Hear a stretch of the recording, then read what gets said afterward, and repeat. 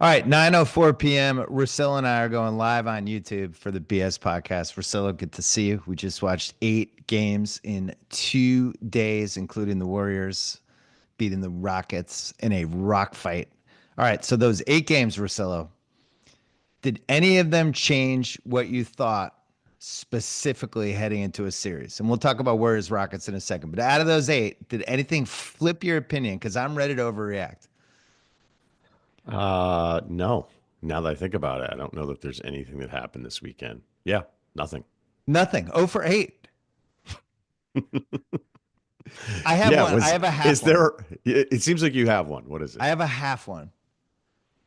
I thought that Minnesota Laker game was a worst case scenario for the Lakers in a lot of different ways. And I want to tackle it in a second. But that was the only one because I thought Lakers in 7, I thought they'd have the history. But watching some of the matchups and some of the stuff Minnesota did and the fact that the Lakers didn't have a lot of options for a counter, it just kind of made me tilt my head a little bit. I still don't know what's going to happen. I'm really interested in game 2, but we'll talk about that. Let's talk about Warriors Rockets. So we had in the Warriors Rockets. My fear for the Warriors was they got 75 points in that Memphis game from Curry and Butler. And if these games go into the 110 to 120 range, where are they getting all those points from, right? Then the Rockets' fears are, well, what happens when we get to the playoffs and somebody turns defense up on them? How are they going to score? Well, that fear won out over the other fear because the Rockets couldn't score, and it was a karaoke greatest hits of all of the terrible fourth quarters we've watched from the Rockets all year. It was really, really bad. What are the fixes? What'd you see today? They get down 23, right? And at one point you're going, this team only has 41 points in an NBA game. Like what's going on here? But we knew that the offense was the more challenging part of it, despite the great regular season and at least on paper, the different options they have. But Jalen Green's terrible tonight. Van Vliet can't hit his shot. He hits that three. He had started 1 for 10. So at that moment, it felt like kind of a big three. The question I would have for Udoka after this is you got back into this game being huge. And Golden State doesn't have a big lineup. They can run Looney out there for a little bit if they want to. Clearly, they're not comfortable with that. Post is a stretch 5, and he's just going to foul everybody. How I about mean, Post is just a stretch? It was a stretch to have him out there for 12 minutes. He was a stretch while you were out there. Anyway, go ahead. Draymond finished with a 4, 6, and 3 stat line Oof. because he's tasked with playing Şengün, and the way he was playing off of Şengün, like it was the one thing that was actually working for Houston, because I think Şengün deserves a lot of credit for going, okay, if this is how you're going to play me, like I'm Yeah. going to pull up, like I've got a little bit more touch. But that stretch of like the first 6 minutes of the fourth quarter, when Houston got back into this, they got back into it being huge. Steven Adams was a beast, and even if Golden State couldn't get a rebound to save their lives. And when they would contest anything, there were fouls. And granted, Houston didn't make their free throws. So I guess I would just wonder, did Ime do Golden State a favor by bringing in their best offensive player back into the game and getting away from the size that was just overwhelming Golden State? It wasn't pretty, but Golden State couldn't do anything with it. But then at 5:19, Adams is out. I mean, I'd Yeah. love to ask her, like in a moment of honesty, were you thrilled when they took Adams out of the game? Right. It was 66-47, 5 minutes left in the third. And Şengün made that just ridiculous shot clock beating three in the buzzer that never should have gone in, right? I was like, all right, I'm gonna mark that one down. And then Adams kind of took over the game the rest of the third quarter and then into the fourth. He was getting those offensive rebounds. Easton had a couple big defensive plays. And it just felt like there was some sort of combination of guys that would be the right combination. And it was like watching somebody work a safe in a bank heist movie. It's like, how did you get it? And he just kind of never unlocked it. And I think if I'm leaving that game and I'm watching the tape, I'm really interested in the double bigs. I'm really interested in the double bigs with Jabari. I think I'd want to see Eason more because I just thought he was just a major issue the whole time. Thompson is the one. Thompson just looked like a guy who had smoke up, blown up his ass all week that he should have been defensive player of the year, and all of a sudden he's in a playoff game guarding Steph Curry and Butler, and he just wasn't good. The Van Vliet thing we've seen a bunch of times though. We've seen him have those games, and over again, it seems like when everything stalls, it's just him jacking up 24, 25 footers. And I don't know how you fix that because that was the worst of Jalen Green today. When he's just like going to the basket as hard. He has like no gears. He's either fifth gear or first gear. And he's just going to the basket, flying in, either trying to get fouled or whipping off the backboard. They don't have that one settler, and that's why like it was so interesting to talk about them in February. I felt they were a year away, so did you. But it's like, man, if they could just get one guy who could, I got you guys. Let me get a couple baskets here. With much the way Butler was doing it for the Warriors down the stretch and tonight, and they're missing it. And yet, I don't think they're out of this series. This is not like an overreaction. The Warriors have control because they only scored. They scored less than 100 points too. I just think this is going to be a rock fight series, and Houston has a lot of wild card guys. So great win. I still feel like this is going to be a long series. I agree with you on that one. I mean, there's going to be a night where Steph isn't going to be able to bail him out, probably because they put so much attention on him, Yeah, especially like if it's a close game and the Steph positions, two are staying with Steph. He had a turnover. He had another one where it should have been a turnover where he let himself get trapped at half court, but they didn't have a challenge because they already challenged the Pajemski drive. yeah. So there'll be times where the stuff off of Steph is a bit of a letdown. Like Moses Moody hitting that three tonight in the corner was probably the biggest three because Agree. it's like, all right, finally. Like it's always It the was an third exhale shot. three. Yeah, it's the third shot taker for this group because clearly there's nights where Curry can do what he did tonight and there's nothing you can do and he's just going to hit a bunch of ridiculous shots. That's not going to happen. I don't know that you can bank on that for 4 wins. Maybe you can in a 7-game series, but I look at the Pajemski minutes and he looks confused. I almost don't like the ball in his hands right now. And if he misses a few, this is a guy who has a ton of confidence to even get to this point. But I think you can see it happening on the court where it's like, oh, he's hesitant now. He's a little shot. And then if you end up with like a Gary Payton second corner open look, like Houston will gladly take that. Same And for then there's, post. Don't forget to throw in post in this conversation. I yeah, they're think going they're to good ignore with all wide post. open Yeah. threes from him until he makes one. Right. They're going to play off of Draymond a ton, and Draymond will have better offensive nights, but it's still like if he has another single digit night, it's not going to be that big of a deal. And Butler even had like a stretch where I was like, where are you? Like, where are you? And then he was able to, because even if he got Şengün or Adams in a switch, he's not the kind of guy who's just going to like fly past them. He wants to dribble to a Yeah. spot and pull up and try to get away with a clean look, like, without much of a contest there. So, yeah, I think there's going to be nights where Golden State against this Houston defense is going to look really lost. But I wonder internally if the Rockets coaching staff is going, did we let them off the hook a little bit by going with Şengün, who was our best offensive player? Because it wasn't like they did anything great on offense. They just had multiple possessions and Golden State was just overwhelmed. Like you would see all this traffic at the Rockets hoop and you Yeah. couldn't see the blue jerseys because they were so much smaller than the guys in red. Yeah. That was like the scrappy, like the football team of like scrappy smaller guys battling some massive offensive line. They were able to get away with some stuff tonight that I don't know if it's going to work in later rounds for the record. Like Butler played 42 minutes tonight, right? Curry played 39. Once you start going every other day, the way they were leaning those guys, Curry also was really quiet and then all of a sudden got hot, which is usually a danger for the other team if he's slow first quarter. And it reminded me of that. What was the best game he ever played? What was that, 2019? When he was quiet in the first half and then Oh, just yeah. completely annihilated Houston in the second half. It's my favorite Steph game of all Yeah, time. and it was your number one.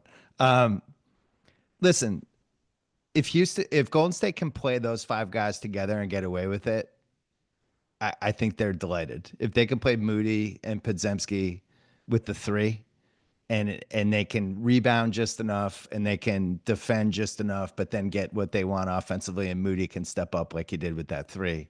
That's where they want to be. I don't know if that's going to work for 4 rounds. And I'm going to say it again, and this is the most polarizing Warriors topic. I just find it hard to believe Kuminga can't play 12 minutes a game for this team. I find it hard to believe. And I it did just think seems about him like they're tonight. completely out. I just find it hard to believe he wouldn't have been better than those 12 Quentin Post minutes. Don't you have to defer to Kerr on this one, though? I I mean, he's had do. him a He's long one. time. I get it. That's why I tiptoe into it. I'm just hesitant, but I just like, man, because at least with Kuminga, he's unafraid, he's athletic, and he's gonna fight. And like, there's just I don't know. There was that one Santos play when he just like lost the ball. Like they just have dudes that are out there where you're like, man, what's this gonna look like if you're playing OKC in a series? You have these guys out there against that OKC team we saw today. So I think They they could patch it closed together. They closed the third quarter for 4 minutes. The last 4 minutes, they didn't hit a shot. And they were bad shots. There was like shot clock violation. It was Yeah. like bad stuff. So look, they have to go 12-9 to make the finals. Now they have to go 11-9. Could it happen? Sure. But it's it this is they still feel like they're a guy short to me, Russillo. I can't Yeah, shake it. there's this collection of teams where you look at the Clippers numbers after a certain point and you go, "Oh my God." Like look at that. And I know we're Yeah. going to talk about him and then, Yeah. you know, I swear to God TNT and ESPN love to throw up the Jimmy Butler trade graphic like 4 times. It's like a read. I don't know if it's sponsored or not, but they'll Maybe just it say, "Hey, is. since the All-Star break," like, and it is really interesting. But you always have to remember, like, we're not the normal audience, so they're getting everybody up to date on like what the story has been. So you have this Golden State thing that feels entirely different, the Clippers thing that feels different. I think Minnesota, for whatever reason, has been completely overlooked. As we'll get to that game because I can't wait to talk about that one. But I Yeah. haven't really looked at Golden State even with that split post the Butler trade because of some of the limitations and because of their preference to be small and not have any big option. Like you're talking about them going, hey, you only have to win 11 more games to get to the final. I think I don't even I don't know. I'm surprised you're even like mapping it out that way. Do you really think they have a chance to win in the West? Did you think Well, that? I like the bracket they're in more, right? They play the winner of Lakers Minnesota. And from what we saw last night in that game, two flawed teams. Minnesota looked great last night. The Lakers looked terrible. Both have some pluses and minuses, but I think they're in the right side of the bracket. I mean, then you think OKC, maybe it doesn't matter the way OKC is just completely terrifying. I was thinking that Butler graphic you mentioned. Maybe they feel like the casual ESPN fans can't understand how Jimmy Butler ended up on the Warriors. It just doesn't make sense when you're watching one of these games. You're like, how did they get that? What'd they give up? Wiggins, what? Wiggins, Schroeder, Kyle Anderson, and that was there more in there? No, there wasn't. Houston going forward because we have 3 days between games, which means we have a Monday and Tuesday of what's Houston going to do if they can't get this going, and they'll be a trade machine team. I think they're young. The biggest question It took us 12 minutes to well, I'm get the just saying Houston the big trades. question is this Van Vliet player option thing. If you're talking trade machine stuff, but I don't know if it's because what we do for a living, but when I watch them, I'm constantly thinking of what player I would add to make them a championship contender because it's clearly not the team they have now, which I still think is a very good team. But there's something that they need. And so when I watch it, I'm like, I wonder would Booker, would you just like pay 200 cents on the dollar for Booker and just give Ishbia the ultimate life raft, or what would you do? But anyway, that stuff's going to go the next 2 days. Yeah, that'd be too early. This series, I think there's going to be a night where Houston looks so much better than Golden State. Do you It'll think happen, I Houston's think. we look great when we're up 12 team? You know how we have those teams? Yeah, I don't know. Who looks bad when they're up 20? Like, who looks like they're having a bad time? The Is, Celtics. is there any team? The Celtics, it's always the most dangerous when they're up 22. It's like, oh no. Call timeout. We got to keep these guys in check. Hey, look, they're down 23 to this group with this offense. And I cannot, I'll say it again. They didn't really even do anything that was that great on offense to get back into this. It wasn't like they got Yeah. hot from three. It wasn't like, oh, okay, this guy's cooking or they can't It's guard this guy. rebounds. They're Offensive hunting, rebounds. they're hunting this dude. It's just, hey, we were big. So that's something that they can go to. That's not shooting variance. That's something that they know when they watch this film. They can go, we might want to go to it earlier. There's also something too, when you're down 23, the effort that it takes you to come back and cut it to 3 points. And then you start timing it out, being like, can they sustain this for another 5 minutes? Yeah. Like that'll happen a lot too. It's like, you're right there. You're right. You're just about, and you're Would they like, get oh, within that four at one point? was Was three it a points. 4 point game? Yeah. Didn't never felt like it, but then all of a sudden it was close. When you did all the draft work for the Jabari Smith draft, did you think he would be a better scorer than this? Well, he had to develop more of a handle. That was a major flag for him. And he had those guards from Auburn who didn't want to give him the ball a ton. But you looked at like the best version of him going, if you can get a bit of a handle and get to his spot, his shooting, his defensive instincts, the rebounding, all that. By the way, I know he wasn't good tonight. but he's been better the last few months. I think it's the most comfortable he's ever looked offensively. I don't know that you're ever going to be running like a side pick and roll for him. And then if he gets cut off, he's going to reset with the dribble probe and then go. Like, I don't know if he's ever going to be that guy, but like that was the biggest difference is Paolo, he could get wherever he wanted to as a draft Yeah, prospect at that size. And with Jabari, he felt a bit like a true dribble guy, even though I still really liked him a lot. I like them. The Rockets, the offense was brutal to watch, but there was one time in the fourth quarter when they posted up Thompson on Curry, and Yeah. he kind of whirled into the paint, had this little jump hook, and I was like, that's something. Like instead of just having these guys facing the basket and flying toward the basket and bouncing off dudes, whipping off the backboard, maybe try to use their athleticism, try to put them in different parts of the thing. So we'll see, we'll see what they do heading into game two. I still think it's going to be a long series. That's where I sit. Hey, Russillo, are you a forward thinker? Because if you are, you need an HR and finance platform that thinks like you do. Workday Good. is the AI platform that helps propel your organization, your workforce, and your entire industry into the future. Workday, moving business forever forward, which leads us to Minnesota and the Lakers. They make this Towns trade right before the season. They get DiVincenzo and they get Randall, and it's controversial. And the trade was on full display yesterday. And I thought Towns was excellent in that Pistons game. But Minnesota looked really good against the Lakers. And I think the thing that I saw last night, rewatching that game, because I was at Wrestlemania last night, but I was able to power through it this morning. Should we think with that? Oh, I have some Cena stuff for you at the end. Cool. Can't wait. Minnesota's just I know. I'll give you a heads up. Minnesota's just really comfortable wherever they're playing. I think that's my favorite thing about them. They're just really comfortable. They don't care if they're in LA. They don't care if they're playing against LeBron and Luca. They're an irrational confidence team personified, and you saw it last night. And granted, they shot the lights out, but I saw a team that walked in there and thought we have the best team in this series and we're winning this series, and they carried themselves that way. Now the Lakers, I don't know what happened to them the entire game. I don't know where the ball movement. They had 15 assists. There was a stagnant offense, and on defense, I just thought they looked slow.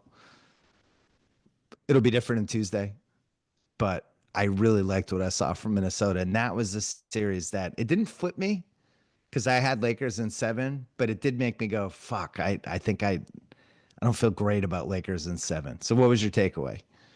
I went last minute. And Oh, it look at was, you! yeah, You're like Mr. the new Laker. Diane Cannon. You're there. You're there every game. I'm hoping to get my upgrade material this offseason. We'll see what they offer. But I I picked Minnesota, and I'm not taking credit for it as if I saw all these things. It just felt a bit like a zag because there's if you just felt like this overwhelming vibe decision by the general NBA public, right? Where it was, okay, the Lakers, another run with LeBron, the Luka stuff, Yeah. that peak that they had, which we've talked about. I brought it up in my playoff preview on Thursday, Yeah. where it's like if you go on the season defensive numbers for the Lakers, it's 17th. And sometimes like the season's so long that that's a completely irrelevant number for a lot of different teams. And then they have that 18-3 stretch where we were talking, where Yeah. with that awesome Denver win at Denver mixed in there, and you're going, wait, they're the number one team on defense now for 21 games. That was weird. Like, right, because when the Luka trade was made, it was almost a thought of, well, they're going to have to figure this out defensively. Those three guys in the perimeter, depending on what you get from LeBron, and then Reeves just gets hunted because of a size thing, probably more so than anything else. Because I think he at least fights for position and that kind of stuff. So, like, we just didn't think they were going to be good defensively, and then they're off the charts defensively. And then after that stretch, when I ran the numbers again, it was like, hey, they're back to like 17th. So I think the truth is that was a bit of an anomaly, even if it looked like they were doing a great job prepping guys based on the opposition. So you look at Minnesota on the other side of like these closing groups, they closed since March 2nd, 17-4. They had the fourth best net of any team in the NBA. Okay. They're also the healthiest they've ever been. Do I love Randall as a number 2 for multiple playoff rounds? No, I do not. But What? he's played great. I mean, he's played great, at least for them in this whole thing. So when you're thinking about this matchup, you're like, is Rudy going to get exposed? Is it's something where Minnesota will want to go small. Is that actually doing the Lakers a favor? Because the Lakers do not want to play Jackson Hayes, and I don't blame them for not wanting to play him. But they have no other move. They go with Rui at center, and in the beginning of the game, it was like, hey, he's hitting those threes that we talked about last week, and then that cooled off. Then they have this other small group where they'll go Finney-Smith and Vanderbilt, and then figure out with the rest of the perimeter guys. And JJ's talked about like, hey, we're not small, we're big perimeter players, but we just don't have a traditional center. Well, in this game, they were small. So the alarming part of it, when you think of it as a matchup, is what's the adjustment? The Lakers are going to grow. But then if I'm on the Well, Lakers side of this, I'm going 48 points from Naz Reid and Jaden McDaniels, 48 points from those two guys. Like, that's not 20, happening again. 21 for 42 from three. It's pretty hard not to win any playoff game when you go 21 for 42. I I struggled with it because I thought Gobert offensively could be a problem for the Lakers heading into the series because of the lob stuff, because they don't have rim protection, and that's like the one thing Gobert's good at. And I was trying to figure out how If much they pass Jackson, to him. right? If they give, but he's still around the rim with his arms up, and if you're not playing a center at some point, so Hayes was minus 11 in 8 minutes. They couldn't keep him on the floor, right? So you have that. You have They haven't been playing him at all, by the way. Like, this is yeah. pretty consistent. This is like, all right, we just had to find out. Minnesota did some interesting stuff with where they put Connolly. Were you following that? Where they put him on Rui for a little bit so that he wouldn't be on Reeves.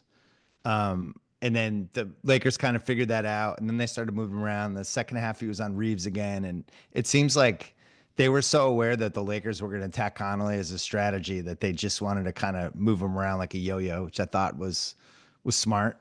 Um, I don't really know what the move is for the Lakers if that one lineup they have, which got killed last night with the Rui, LeBron, Luca, pick Reeves and pick a swing. If that lineup's just going to get torched by Minnesota, I don't know what the next move is. Because the next move is basically playing LeBron at center and going super small with wings and shooting. And I just think Minnesota would be delighted if they did that. But the big takeaway for me last night is when McDaniels plays like that, Minnesota looks awesome. Like, and he's their wild. Every team has a wild card Awesome. guy, right?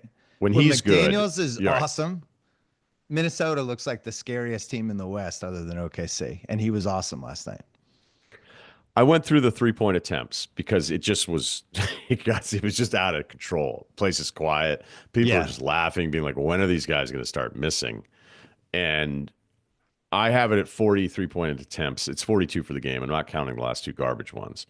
But of the 40 attempts that I would say like were in the time that we were still wondering, whatever, this isn't totally relevant, but I counted as 40 attempts. 27 are absolutely wide open, like not debatable. Which was the 27 of the fear 40. with this Luca LeBron combo, that it would just be Right. open three frenzy. I'd say 7 more were open. And then I'm going to give them, and I was being nice. I gave them 6 contests because some people will go through and sort all these different things. And, so, well, there was one place that was trying to say there was like 0. And I was like, well, that's not true. There's a few contests. But 27 of the 40 are like nobody's even close. And there's a few things. One is they're packing it because they're worried about Ant hunting Luca. And so that means help. Yeah. I think there's even a chance that Randall, even though he probably got a little emotional about it at some point, like if he gets LeBron, it seems like he wants to get real physical with him. And that's one of the few guys that, with the ball in his hands, it's probably a really good showdown physically, which is not something we'd say about LeBron a lot. So you've packed it in and you're leaving these corner threes that are there. And Nas hit a ton, Jaden hit a ton. But then there's just other stuff where, LeBron has to be better. If it was a second action where he was heading in one direction and then it's like, no, the ball's going over there. He just wasn't quick enough to go over and contest it. And then Luca, like if you run something to one side and then the guy Luca is assigned to away from the ball comes up, Luca just doesn't even pay attention to him off the ball. He lost, numerous guys on those attempts. So you could think GAJ could just go through it and be like, hey, dickheads. Like, what do you guys, are you ready now? Are you ready to play? Because it was so overwhelming and it looked so bad for the Lakers. You're going, okay, so if they're only small, like, why is this going to actually get better? But I'm not going to fall for it. I'm not going to fall for like a game one thing here saying that LA can't get back. That would just seem irresponsible because we've seen so many game ones look like they'd just be so misleading. But the size thing was alarming last night. And I think it was probably a bit of a reminder to be like, wait, are they good? And are they too big? So Nico's still in this thing, you're saying? Side note, do you think when Anthony Davis was going off against Sacramento, Nico had like an inner dialogue where he's like, I'm going to be right about this? Yeah, I'm still. He definitely. There's one person in his life that he's still like, just hold on. I'm still not out of this. It's still gonna happen. Can I read you the most critical thing I read about the Lakers last night? Please. Coach JJ Redick did a great job all season, but he didn't do a good job for game one. The Lakers stood around on offense, played too much one-on-one basketball, and he didn't make any necessary adjustments. A tweet from Magic Johnson. That's when you know things are bad. Like that's as critical as I think he's ever been on Twitter. He was not happy. What did you see at the game? What was the vibe? Give us the feel in the arena because they're all excited for this game. Game one, Luka playoffs, little kids wearing the Luka jerseys, and then the T-Wolves hit threes for an hour straight. It was, because it's game one, and I think that fan base has an arrogance that's deserved. Like, Yeah. they have a right to be arrogant. I think the more alarming thing, as a Lakers guy, when the place was going nuts for Steph in the regular season, it was the Steph MVP chants, like big time. It was loud. I was like, boy, you don't expect that. No, I don't. Afterwards, it wasn't like anybody, because I was milling around a little bit afterwards. It was just kind of a shrug and well, that was alarming. But I still think like the same thing if you were in Boston. If Boston got smoked, granted, if they got smoked by Orlando, that's worse than getting smoked by Minnesota. But it's just all right, they'll figure it out. They'll come out. Let me ask you something though, because Yeah. this was a thought that crept into my head. Uh, a little too much Luka trying to figure it out on his own on offense. It does feel like it's month 4 of let's really give him a lot of latitude here, especially in the first quarter. Like a subletter that extends his lease. Like, this is how I really am. Like those Apple News stories you read where somebody won't leave somebody's cottage and they've been there 2 years. Yeah, I was wondering in the 2 days between games if we might get some sort of something from the LeBron camp. LeBron really wants Luka to get more involved or some sort of something. It's a lot of time here with 72 hours. So who knows? I'm on pins and needles waiting to find out. I will tell you this, Just to add though, if you were a Luka detractor, right, you would go, okay, well, he just runs his pick and roll until he gets the matchup that he wants, and Everyone it's a lot of stands staring around. Yeah. And the design of some of those Dallas teams were for that specific reason, right? But when he was with the other really good player, it didn't really work out. But Kyrie needed a place, and it worked out for Kyrie, even though I felt like during that playoff run last year, the ups were celebrated and the downs were never criticized, because that's usually what happens to the number two anyway. Yeah. But there were some moments throughout that run to the finals where you were like, you need more out of Kyrie here, and it's just not really that much of a topic. I felt like there were times watching where like Rudy didn't play 24 minutes, and I was like, all right, now I'm going to try to kill Rudy Gobert. And it's like, all right, but like Austin Reeves is pretty good. LeBron's got a pretty decent resume. I think that there's probably something to be said if you don't get the switch that you want immediately, swing it. And I'm not like knocking. It's just not how he plays. He has right. He has 7 years of habits. He's like a child actor who just learned on the set how to behave. It is what it is. It crept into my head. Just a thought. I'm not, we're also talking about one of the most efficient offensive players of all time, but there's also something to be said of like everybody needs to touch the ball. I think they need to get going downhill too when Rudy's out, right? Like they need, if they're going to have Randall and Nas hanging around the rim, right, then you should just be like, I don't even care if you make it. I'm going. I'm just going. I'm trying to finish over and over again. I'd like to see them be more aggressive during those non-Rudy minutes. It's when we talk about the wild card guides, McDaniels from Minnesota, no question, and I guess Nas too. But Nas is pretty consistent. But you're so right. When Jaden's like McDaniel's that, good, you're like, did they win 70 games? Yeah, they look just amazing. And Reeves is kind of the guy for LA in a lot of ways because when he's awesome, all of a sudden they seem like impossible to stop. But Minnesota, and this was, I had such a tough time with this series and finally ended up, I think I took Lakers in 7, but I really thought it was going to be a 7-game series. where you have these two teams, the strengths and weaknesses are basically the same for the most part, except for the center spot. Like Minnesota's weak spot is point guard.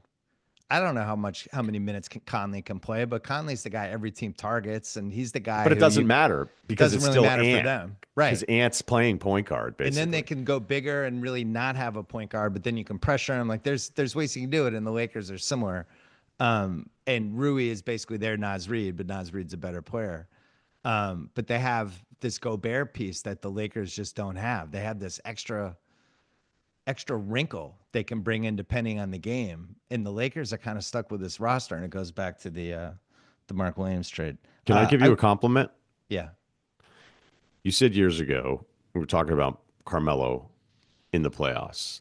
yeah, And you basically said, like, look, even though he isn't, he takes the floor with LeBron and Wade and these guys. And and feels he like he thinks, belongs. right, Yeah, right.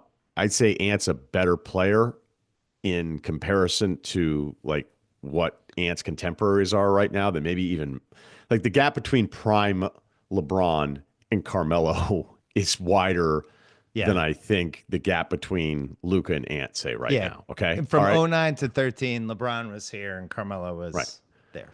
But Carmelo didn't take the floor going, oh my God, that guy's so much better than me. Right. No, And Ant's never taken the floor thinking any of these guys are better than him. That has to be an incredible feeling now, like another year in with this group, with this team having a playoff run where it's like, even if things are going really bad, at least we know we can get it back to a guy that you can't really do anything with Ant. Seeing Ant in person, by the way, I would put him on the very short list of people that are worth to see in person. It is just another level of like impressive, not just because he can jump and do all these. There's just movement shit with him with the ball where you're like, what did he just do? And then, you're not even watching, you're just waiting for the replay because you can't believe what you just saw. So I think that is I just thought it was a really valuable thing that you had said about that. It's valuable to a team. And I think Ant, it's not the same thing because I like Ant more than I like probably Carmelo, but it's yeah. important. He's certainly a better two-way player. They have a bunch of guys like that. They're not irrational confidence because it's kind of rationally confident, but they have Naz Reid. I think Dante's like that. Randall can Definitely. have moments where he's like, if I could just get the ball more, I'd be a 35-point a game guy. And I don't think it's a team that really cares if they're on the road or not. Here's what's interesting. So in the Clippers series, the Clippers were minus 118 favorites on FanDuel when that series started. They lost game one, and now they're plus 118. So it swung a little, but not that much. Minnesota was a pretty big underdog heading into the Lakers series. They were like, I think it was like plus 160, something like that. They're now minus 153 favorites off of one game. That swung big. So I think there was some matchup stuff there that the Sharps probably looked at and said, this is going to be long haul. Now, what they're forgetting is that literally everybody in Minnesota is going to foul out of game two. I'm just preparing America now. It could be a 60 foul game for them. Well, LA didn't get called for any fouls in game one is because they weren't near anybody. Well, true. Anyway, that's our segment on Lakers, Timberwolves. And you can learn more at workday.com. Clippers, Nuggets. Game of the weekend? Has to be, right? That was the best game we saw. It was an awesome game. The Clippers curse is undefeated. I'm happy to talk about that later when I do that now. Here's my first question for you. If you're a Denver fan, are you more or less scared after that game? Do you feel better or worse? You won the game. Do you feel better I don't feel or worse? better. Well, I feel better because I'm up a game. So if we're just going with that, but if just what you watched and how it went down, I don't feel better. You? I think I feel worse. All right. So answer your own question because you're right on this. So stay on it. No, I was curious on your take. If I'm a Denver fan, I can't believe I won that game, and I'm already fucking nervous as hell for the series. And I think that's why the line didn't really budge, because you had Porter, who was a Section 8, who basically got benched for Russell Westbrook, who was a big piece in the coach GM drama where both guys ended up getting fired, and who was just a complete roller coaster ride, possession to possession, and was a better option than Michael Porter, who makes $40 million a year. He's out there. And then you have Murray, who was 7 for 20, and it felt worse. And the Clips just have a bunch of fucking dudes to throw at him. What are you looking up? I feel like No, you're not no, listening to me. I'm listening to everything you're saying. A Okay. bunch of dudes that you can throw at him. I think you even swore in there. Yeah. Uh, and I don't know what I'm getting out of Porter going forward. I don't know if I'm getting 50% shooting from Jamal Murray in any game with the way the Clippers were defending him. And I don't know if I'm ever getting a worse possession performance than the Clippers in big spots where they just look, it's going to sound like I'm making excuses because I picked them to win the series. They just fucked the game up. That was we fucked the game up. You leave that game and you're like, I can't believe we lost that game. And you're going through, there's 12 plays you're looking at, like, what are we doing here? We can't inbound the ball over here. We can't get a better shot here. We're sending Jokic a double team late here and leaving this guy 10 feet open. Like, what are we doing? And I guarantee their coaches, and we both think they have one of the 5 best coaching staffs. I guarantee their coaches were fucking knocking tables over today, going, what the fuck were we doing in this? So the question for me is bad game, or is this just like this is what this Clippers experience is going to be like between the fact that James Harden is involved? You have guys like Chris Dunn wide open, open for a reason, as Jalen Rose would say. And you also have Jokic, who's the best player in the series. But I still feel like the Clippers are going to win the series, and I don't think it's crazy. We agree. I thought the Clippers with 20 turnovers, so many of them 20 were just turnovers, Russillo. bad turnovers. Like you're getting ready to inbound the ball, you can't inbound the ball. You know, it's probably more on the pass than it is on Harden positioning himself. And Westbrook's energy was just off the charts because I want to get to his timeline of events here. But 20 turnovers, they took way more free throws. I think Jokic, was as good as he was overall because we all expect that from him. He was atrocious on defense in the first half. Yeah. So I don't know if that's like a halftime wake up call and that he's just going to play at a better level. But when he got caught in any kind of like on ball thing in the first half, it was a joke. There's a baseline drive on him where he was terrible. And then with Zoo, no matter what, and you can sort the numbers and say Zubac based on minimum number of possessions against Jokic, like you can make an argument that he's better against Jokic than anybody else.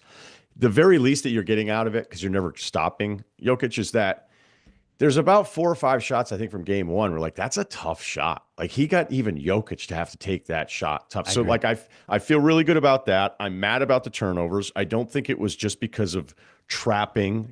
Every now and then if there's a double team on the guy with the ball, like a cut would be nice from some of the other big name guys. But Harden was really good. He hit those 2 floaters. He had a huge 3. So there's not really like a thing you can point to there with Harden. I think it's this, is whatever we want to do with this Westbrook topic, the fact that he took 17 shots in a playoff game, if I'm the Clippers, I'm like, good. If he takes that many shots the rest of this series, including the biggest shot of the game. Thing.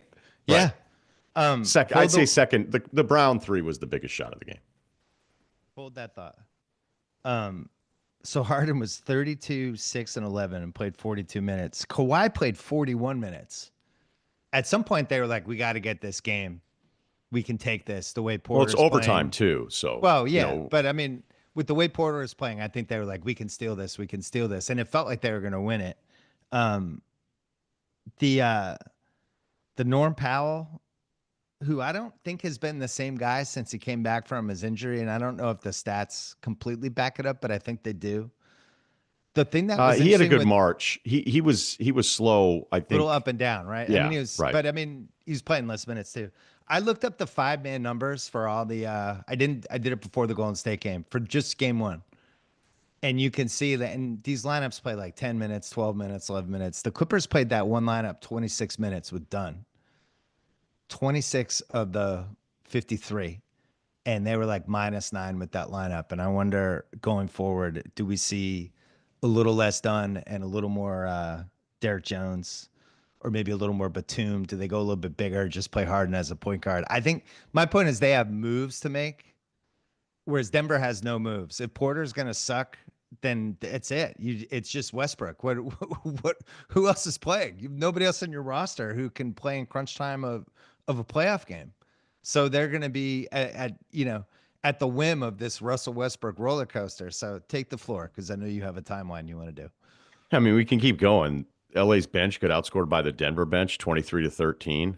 It was That's terrible. weird.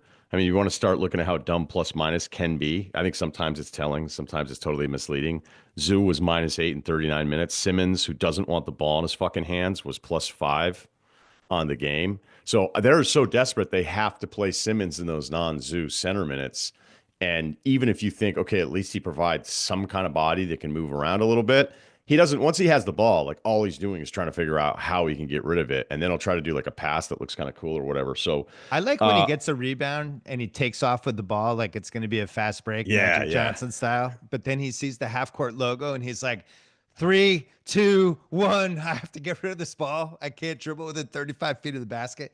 I can't believe he's playing. The one thing I liked with him was I thought he was physical with Jokic. They like I guess that's if he can at least do that, he's probably playable in this series. But offensively, he's a zero. I Like can't it's believe a he's playing. legitimate zero. I cannot believe he's playing real minutes right now. But it really speaks like they just don't want to go with Drew Eubanks over it. And I guess if you're being as nice as you possibly could, is that once you give him the outlet, he can cross half court with the ball. Right. He But looks once he good. Heads up. You're so right though. When he takes off, you're like, oh my, like this is going to be on the VHS. Well, This remember is going to him in be the remember unbelievable. pre-COVID Ben Simmons? Sure. He would take those rebounds and he honestly looked like left-handed Magic LeBron sometimes. He really did. I don't know what happened. So we don't like. There's just a lot from this game where the first half was playing out the way I thought it would play out. I thought Jokic is even worse defensively than whatever standards you have from him. He's in every action. They're hunting him constantly, and a lot of times I think he doesn't get enough credit for how he's at least smart enough to know what position you're supposed to be in, which I think is more than half a defense. But at the rim, it's not like there's going to be a ton of contests or people are going to do U-turns, like against the really Yeah. good defensive guys, you can see it's like, I don't really want to go in there. Well, it's a Um, good one for Harden too, because that floater he has, he just knows he's getting it against the yeah, right. the Nuggets. Nobody's blocking it.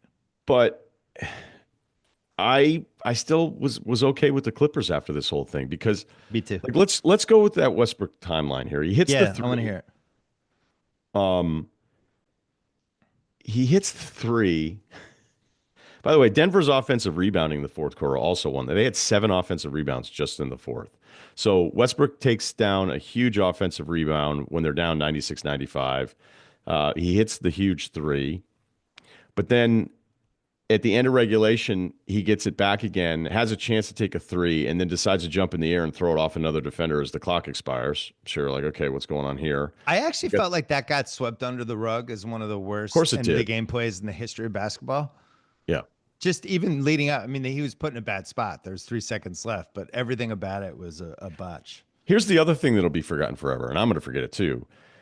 But up 108, 107, when they were trying to trap, Murray swings it to Westbrook to run clock. And then Westbrook Oh, was he goes 16 for the game. layup. Yeah, Yeah. 16 seconds left on the game clock, 13 left on the shot clock. He actually drives, and they said it was a pass to Aaron No. Gordon. I think Aaron Gordon just ended up with the ball, and it was almost a disastrous turnover when you factor in when all this Denver stuff started going south The and 60-10 everybody was pen getting game. pissed. Yeah. Right, right. Well, The did you hear Bob overtime game. Myers' reaction to that? The play settled. I think they ended up getting free throws out of it somehow. And there's like a pause, and Bob Myers is like, well, I'm not sure Westbrook should have taken the like he was just like, I'm really not sure that should have happened. You kind of have to pull up there and maybe not Look, do that. national Yeah. broadcast default nice setting with that. I mean, there's another thing here that I wrote down. Like Jokic misses those 2 huge. Like, when do you expect Jokic in that spot to miss 2 free throws? So, Right. look, again, Ramona Shelburne had a really good note on ESPN.com on her piece today, where if you look at the spacing that LA gave Westbrook in this game, it averaged out to 9.6 feet on his 3-point attempts, which is the most space he's ever had in a playoff game since they started tracking this stuff 11 years ago. Minimum 5 attempts. So So nine nine feet and a is half, right? almost 9 feet is It's that's like a 2/3 of the free throw line. that's like 2nd and 6. If you get 4 yards or 3 yards, maybe they spot it's either 2nd and 7 or 2nd and 6, depending on how they spot it. I really want to talk about the Westbrook spacing because First of all, this was another thing we didn't properly kill the Clippers on. Whatever the fuck these staggered double teams they were sending at Jokic, it just felt like over and over again it was the wrong timing of it, and he just had it figured out in the second half in OT. It's they're gonna do this. I'm gonna just hit this open guy. But that shot Westbrook hit the three. I don't think I've ever seen anyone left more open at any level of basketball in any game I've ever watched in my life, including like girls' high school basketball in the eighth grade. He was open. Chris Dunn just Jokic got the ball, and Chris Dunn was closest to Westbrook, but he was probably 6 feet away. And he just said, fuck it. And he went to the top of the key to double Jokic. And Westbrook had, when I say nobody around him, if you just did a screenshot, it would look like he was by himself before the game, like taking threes and Why somebody is there threw a down the fan on the floor. court? Yeah.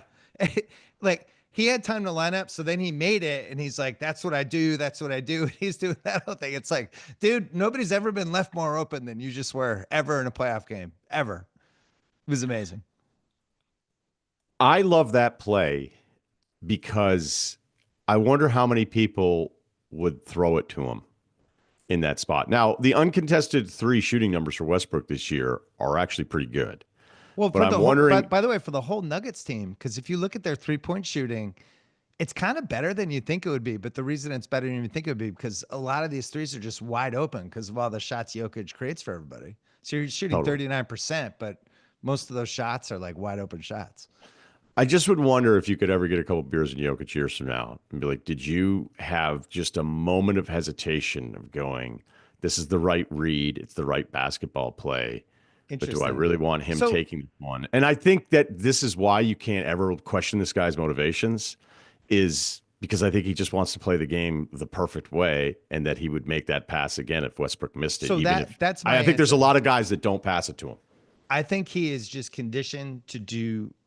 He's the Terminator walking into the bar, making the calculations with all the math, and just makes the decision. I think every decision is just whatever the best basketball play is. That's what he does. So even if it's Russell Westbrook alone by 12 feet in the corner, down to the biggest play of the game, I just think he's throwing it to him. That's a wide open guy. I am conditioned to throw it to that guy, and that's it. You're I right. think it could have been Cerruti in the corner. Like he doesn't care. Whoever that guy has a jersey on, I'm wearing the same jersey. He's open. I throw him the ball. That's what I do. A criticism of Jokic, if you wouldn't mind. Sure. You don't hear It's a this a great lot. time. It's been a lot of Jokic love lately, especially on this podcast. Go ahead. So the inbounding the ball thing that he does. All right, Denver fans, it's going to be okay. We'll get through this together. But this came up when it was the Ishbia thing. Remember when Ishbia had the ball and like Jokic went to grab it from him and Ishbia was just like, whatever. I caught a ton of shit because I was like, I could totally see just Ishbia thinking, like, what are you doing? Even though if it were just a normal fan, Yeah. you got to give the ball back. He's But thrown out. the argument is, well, Jokic loves to check it with the ref so he can inbound the ball ahead of a defense getting things sorted out. All right. Because there's numerous times throughout a game where you can see that he's doing it. He's quick to get in a position to inbound, then get the ball back, and he's trying to catch the defense off guard. It's smart, right? He should keep doing it. However, there are times where it doesn't matter how quickly Jokic wants to inbound the ball, the refs have to sort some shit out. All right. And on that play where he and Van Gundy are battling for the basketball, there's no version of events where Jokic rips it from Van Gundy and then checks it and the ref just gives it back to him automatically, advantage Denver. Like, there seems to be these people that think that Jokic just gets to do whatever he wants on the inbounding, where Yeah. like what would happen? Like the ref's like, oh shit, he inbounded it, guys. Like I know we have a review and I know we have all these different, but he wanted to get it in, so I just let him. So there seems to be this misunderstanding of like who's in charge. Because there's plenty of times where it makes sense when the ref doesn't have anything that he has to sort out.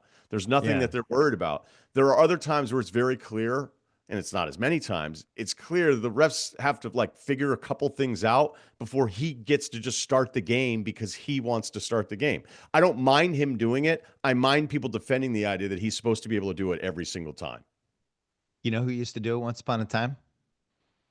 How Cedric many minutes Maxwell. in are we? 50 minutes? Larry Joe Bird. was a bit, he would get furious at the ref if they didn't throw him the ball in time.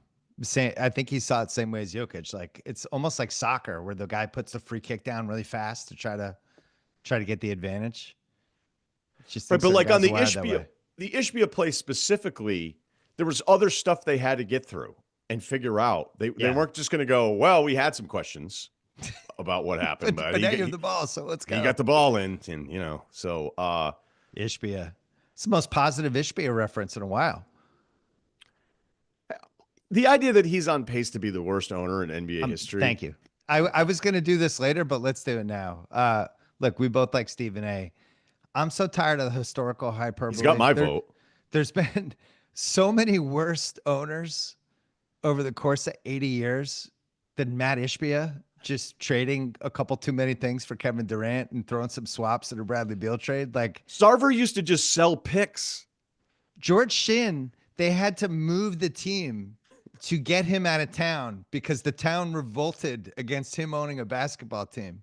Ted Stepien, they had to create a rule so that you couldn't trade draft picks and consider it because he demolished the Cavaliers for the entire 1980s and basically helped the Magic Johnson 1980s Lakers dynasty with stupid trades. Like I could go through a million of these. He's not in Was the top 20 yet. was Dan Snyder that long ago? Well, he was saying NBA, right? Oh, was it just NBA? I, Oh, all right. but even if it's But NBA, even if it's I just can come up NBA, with 20. we haven't even mentioned give me Donald 4 Sterling hours. Yeah, we've had a million of these. FYI, James Dolan wasn't exactly crushing it for 20 years there for the Knicks, right? Ishbia is, I don't know, not to defend him, but Jesus, Well, they that's have not outs. that's not defending him. That's just Oh, it's like like it's ridiculous. Like yeah. this whole thing where everything has to be the greatest, the The best, real the worst. maybe it Like, is. Maybe it's an Ishbia pod. Let's pivot. Let's get in front of that. um, did that game make you feel better about voting for Jokic for MVP? Because it did for me. Did the Because OKC Memphis game make people feel worse voting for SGA? That seems totally unfair. So I retract that. well, Jurors. No, listen, look, I was hold totally on. comfortable. I was Don't totally comfortable. 100% retract it because that game was a fucking 2 hour display of how awesome OKC is. Like that team's awesome. That was part of the case. If you were kind of nudging a little toward Jokic and a little away from SJ, it's like OKC is awesome, and OKC was. I mean, they beat Memphis to the point that I almost wonder if, like, if you win game one by 60 points, should the series just end? Like, what would be the right number where it's like, look, if you lose by 60, we're not playing the other games. It's Well, done. It's a I wrap. love the idea of this, but they're never giving up the No, I television know they're revenue. not. But like, But what would be a what number that would be like if you can't stay within 60 points of somebody in a game one, you can't play the rest of the games. yeah, if you get it to 60, does that mean you're up 2-0? We'll see you at game 3. It's a double win. Yeah. I think if you get up Worth thinking 60 in an NBA playoff game, there should be some like it shouldn't just be 1-0 on the graphic next time Memphis plays basketball. All right, so before we do any of that though, because I don't know we're going to spend a ton of time on that. I have a Clippers thing. I don't want to leave Clippers Nuggets yet. I'm not done with it yet either, buddy. Great, go. But the Jokic MVP, yes, I voted for him for MVP. Anybody listening to this podcast knew that I was going to do it. I felt totally fine about it. I don't want to sit here and argue against SGA because he was awesome. SJ was awesome. He had an incredible candidacy. But you got there too, huh? I did. You could tell it was coming like 2-3 weeks ago. The 60-10-10 game was probably the final thing for me. But I just, I talked about it on my Thursday pod. At some point, if somebody's having the best offensive season you've seen since Michael Jordan, you got to have to reconsider some of the standards you have for the award. I think my point about you asking about, I wasn't on the fence. And then like the third quarter, I went, okay, I got it right. You're like, thank God. Clippers. I have some Clipper fans in my life. It's an underrated, oh my God, it's happening to us again team. Because we always think of like the big teams, like the Buffalo Bills, like these teams in the playoffs where if something goes wrong, you start thinking about the history. And the Clippers are such sad sacks, you kind of forget how bad the history is. And that loss was a bad loss. And yet, I still think the Clipper fans are just feel like we can beat this team. We have a really good team. Kawhi being healthy and playing that many minutes and playing that many minutes just in general. It's one of those things you don't want to talk during a no hitter, but he looks really good. Like Looks for great. where whatever we thought he was going to be at this stage of his career at age 33, after all the time he's kind of missed and come and gone, like this is think like that. I think Harden, I think his legs look really good for an older team. They look pretty good. I still think they're the second best team in the West. Maybe Minnesota can steal that ceiling title for them, but I still think they're going to win the series. We have to if we're not done, are you done with the series? Because we haven't talked about Michael Porter Jr. We have to do a minute on that. Go. Benched at the where do I have it here? 8:14 mark of the fourth quarter during my note-taking exercise to try to remember stuff of all these games. Yeah. I did have a first half, third quarter MPJ WTF question mark, just notation. That's code for like sometimes I'll just write down a guy's name and I'll go Andrew Wiggins question mark. You know, Tobias Harris, 3 question marks. hey, not in the first Not half, not in but game 1. yeah, the lack of urgency from that guy is it's not new. This isn't breaking news, but it's like it just blows your mind. Like if you really try to like, go, hey, I'm gonna watch some like where's this guy been? Like, let me watch what he's doing out there. Doesn't fight for rebounds, doesn't fight for positioning. If it's an offensive rebound and he's on defense and then the guys in front of him, he just kind of like is there. There's no contest, there's no effort. So they bench him. And it's funny too, because you're thinking about like how's Westbrook gonna play? Does this mean because Adelman's now coaching that we're gonna see Pickett out there closing? Because that's the sample that we got in that Sacramento Right. game, or it was like, oh, wait a minute, But Westbrook's gonna be think on how the scary bench. that is though. They're going to put Pickett in that game, which is Exactly. becoming a Right. must-win game. Like that would have been insane. But that was an actual option. But then it's well, now it doesn't even matter because it's going to be Brown, Gordon, obviously, who would be one of the 3 main guys with Murray and Jokic, and then Brown's going to be out there with Westbrook because there's no Michael Porter Jr.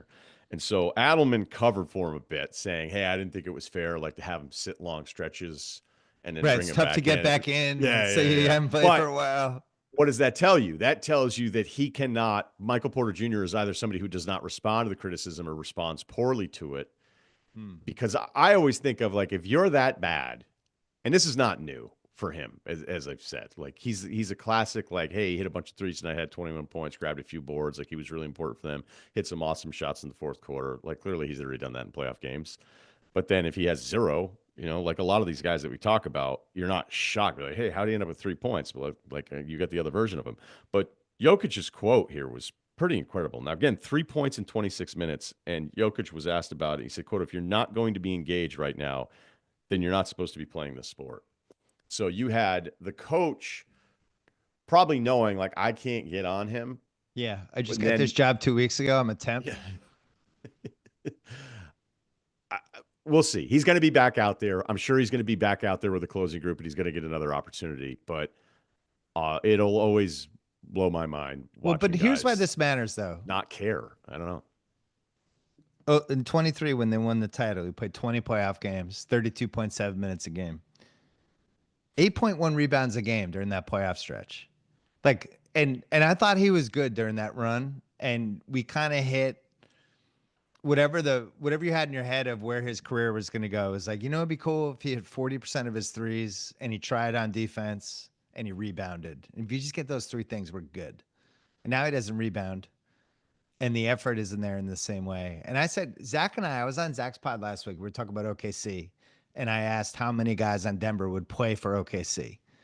And we went, and he's like, no, there'd be more. And I said, well, I don't think Porter would play for them. I don't think he'd play over Wiggins. And Zach said, he'd play over Wiggins. And I don't know whether that's right or wrong. I genuinely don't think he would play over Wiggins. I think Wiggins really gives a shit, plays defense, hits threes. He's athletic. He gives a shit. I said that twice.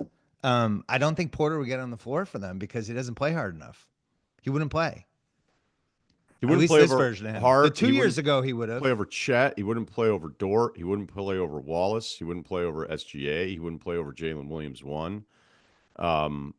He wouldn't play over Caruso. It's basically the Wiggins spot. Like, would you Isaiah play? Joe or Wiggins? Yeah. I'm playing both of those guys over Porter, this version of Porter. And knowing what they prioritize, Yeah. like he's the antithesis of what they're about. So here's the thing. This might have worked out for Denver where Porter has some sort of come to Jesus moment, but he's also had a really, I think, difficult year. And I maybe that's affected the off the court stuff with his brother, which was, pretty horrible.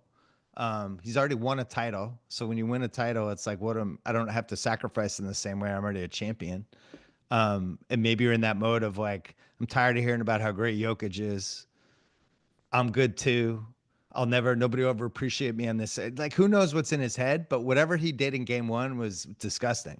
It sucked. The problem is the off the court stuff is significant, right? Because it's not just his brother. Yeah, he's got a it's lot of tough, shit going right? on. It's a Yeah. lot of shit going on. But if this were abnormal for him in a game, I think those excuses would be more of like the conclusion that I've come to. The problem is this is kind of who he's been. This has always been. And it's just even crazier too. Like thinking back to all of the stories that worked their way out of like the divide between Calvin Booth and Mike Malone, and then Booth at Yeah. one point saying, "Hey, we need to trade Michael Porter Jr." because there probably still be some kind of fake attraction to the idea of him. He's still really young. What he's We 26, 27. would He's you two more traded the would years. you traded him for Levine? I think Levine is a bigger losing player than even Michael Porter Jr. is Mm. because he has the ball in his hands more. So probably not. But that there was this Missouri connection, and you just think, like, what are you guys talking about? That can't be true. That can't. He was barely at Mizzou. He was barely Right. there, and so now it's like this guy that's seems to be indifferent at the wrong times. We I'm can't looking at our trade him. YouTube chat to see if anybody has Michael Porter Jr. Yeah, doesn't seem like he's very popular in the chat. But the thing is, they don't just need him. They actually need him to play like 32 to 35 minutes a game. It's not just like, oh, it'd be nice if he helped us out. They actually need real minutes from him because the more minutes he plays, um, the less other people play. So But just to review, though, he played 53 minutes in college, 53 minutes, and we're supposed to believe because of the Missouri connection to ownership. That's like me being on Minneapolis Zillow because I've used the airport. Like, I like it here. Like, have you ever been outside of the airport? Like, I've been to that airport probably 40, 50 times. I've never been to the town. I think I've been to the Atlanta airport like 30 times and I've been to Atlanta twice. Only That'd be an twice. interesting that'd be an interesting one of times most airports you've been in versus times you've actually been in the city. Would be a good Detroit's battle. up there, but I've Mm. been to Detroit. Because to Minneapolis, Hartford, yeah. Detroit to somewhere else. Yeah. Well, I used to just spend a lot of time in Detroit. Who wouldn't? I'd leave Hartford being like, if I can do this, I can do Detroit. But when Canada's I've right ne- there. I've never been to Minneapolis. I didn't even go for the Super Bowl. Um, I skipped that one. can we do OKC Grizz really quick? I think Memphis is not a good basketball team, and it made me mad that Dallas couldn't beat them. And I bet the sweep immediately, like immediately for this series. And maybe I'll be wrong, What was but the odds? What were the payouts on that? What would they be? the odds were, I have that here, um, plus 140 is what I got it at. Um, that was as big of a first half ass kicking as I can probably ever remember watching in a playoff game. And I know there were games where there were bigger blowouts, but it wasn't just that they were killing them. It was like they were just rebounding and getting 3-on-1s. And I thought Memphis gave up. It was a Jaren Jackson, trademark, your trademark, an all-time Hall of Fame Tobias Harris game. I didn't realize he was out there for a half hour at one point. I thought he maybe left and was playing video games in the locker room, but it turned out he was still out there. Um, it's just grim, and I don't see any chance. This is a team that is really built to defend Ja with as many options as you could possibly come up with, plus rim protection. And there's, unless Desmond Bane's just gonna hit 12 threes in a game, I don't see a case. But I think Memphis. Can we officially make them a team to watch this summer? Because I don't feel like this will be the same nucleus in a couple months. Yeah, I don't know. Ownership loves Ja, and Jaren had a great year this year. He was terrible today. It's an awful matchup for them because it's Ja going up against Dort, and then Baines going up against J. Will. So then Hmm. it's 9 for 29 combined from your backcourt, who physically has no chance against that group. And then on top of everything else, Jaren Jackson's like shit. So I get Chet or Hartenstein against me here. Like this, Hartenstein was, I thought, incredible today. yeah. Like, just incredible. Bane was a minus 51. JJ was 2 for 13. Minus 51? Yeah, you don't see that a lot. Oh At my one God. point, I was rooting 110-55 was in play. I It was didn't get there. I watched I the wanted entire it. game. My mom was over for Easter and I was like, hold on. Like I was really I like to double the That sounds like score. something I would say. Don't you think that's a little sad? You watched this whole game and your mother was in Well, town? I had it on. It was on in the kitchen. I was focused on it. They're having Okay, Bloody Marys. but here's the other part. SGA started this game 1 of 9, and it Doesn't was matter. 63-32. Yeah. SGA had 15 points. It's his lowest total since Team Kenny and Team Shaq. If you don't count those Oh. games, it's the lowest. The lowest he had was very early in the season when he had 18. So game one of the playoffs, they come out here and do this, and he only had 15 points, and he missed like all of his shots until he hit some more a little bit later. This was so gross. It's the biggest blowout in the playoffs in 10 years when the Bulls beat the Bucks back in 2015 by 54 points. Hmm. And it's so easy to say, but yeah, but this felt worse. I think it's just because it's like if I have to hear about the Grizzlies being a fucking 2 seed anymore, it's like, yeah, all right, yeah. The standings broke one way and you were kind of a 2 seed. And you were 2 seeds in that other year. And you guys really are proud. Like, when are you guys raising the 2 seed banner? It started like we were a 2 seed at one point, and it What was that just What was that Indy Colts banner? What was it, the AFC South champs or whatever?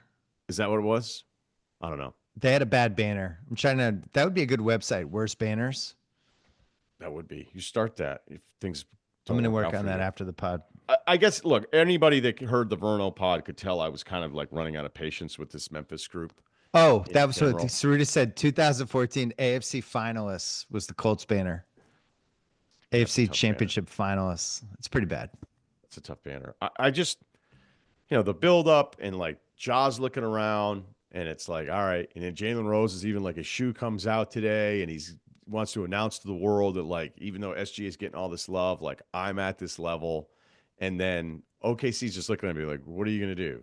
We're gonna go under every screen. You're gonna hit the first three. You're gonna miss the rest of them, and then you're gonna do shit where you're getting to the paint. And sometimes it works, but against us, like if you wait around against OKC, as I've said all season long, if you dick around with the basketball, they're going to make you pay. And so breaking the paint and then just kind of dancing around, hoping you're going to get some angle against all these guys that are so much bigger than you.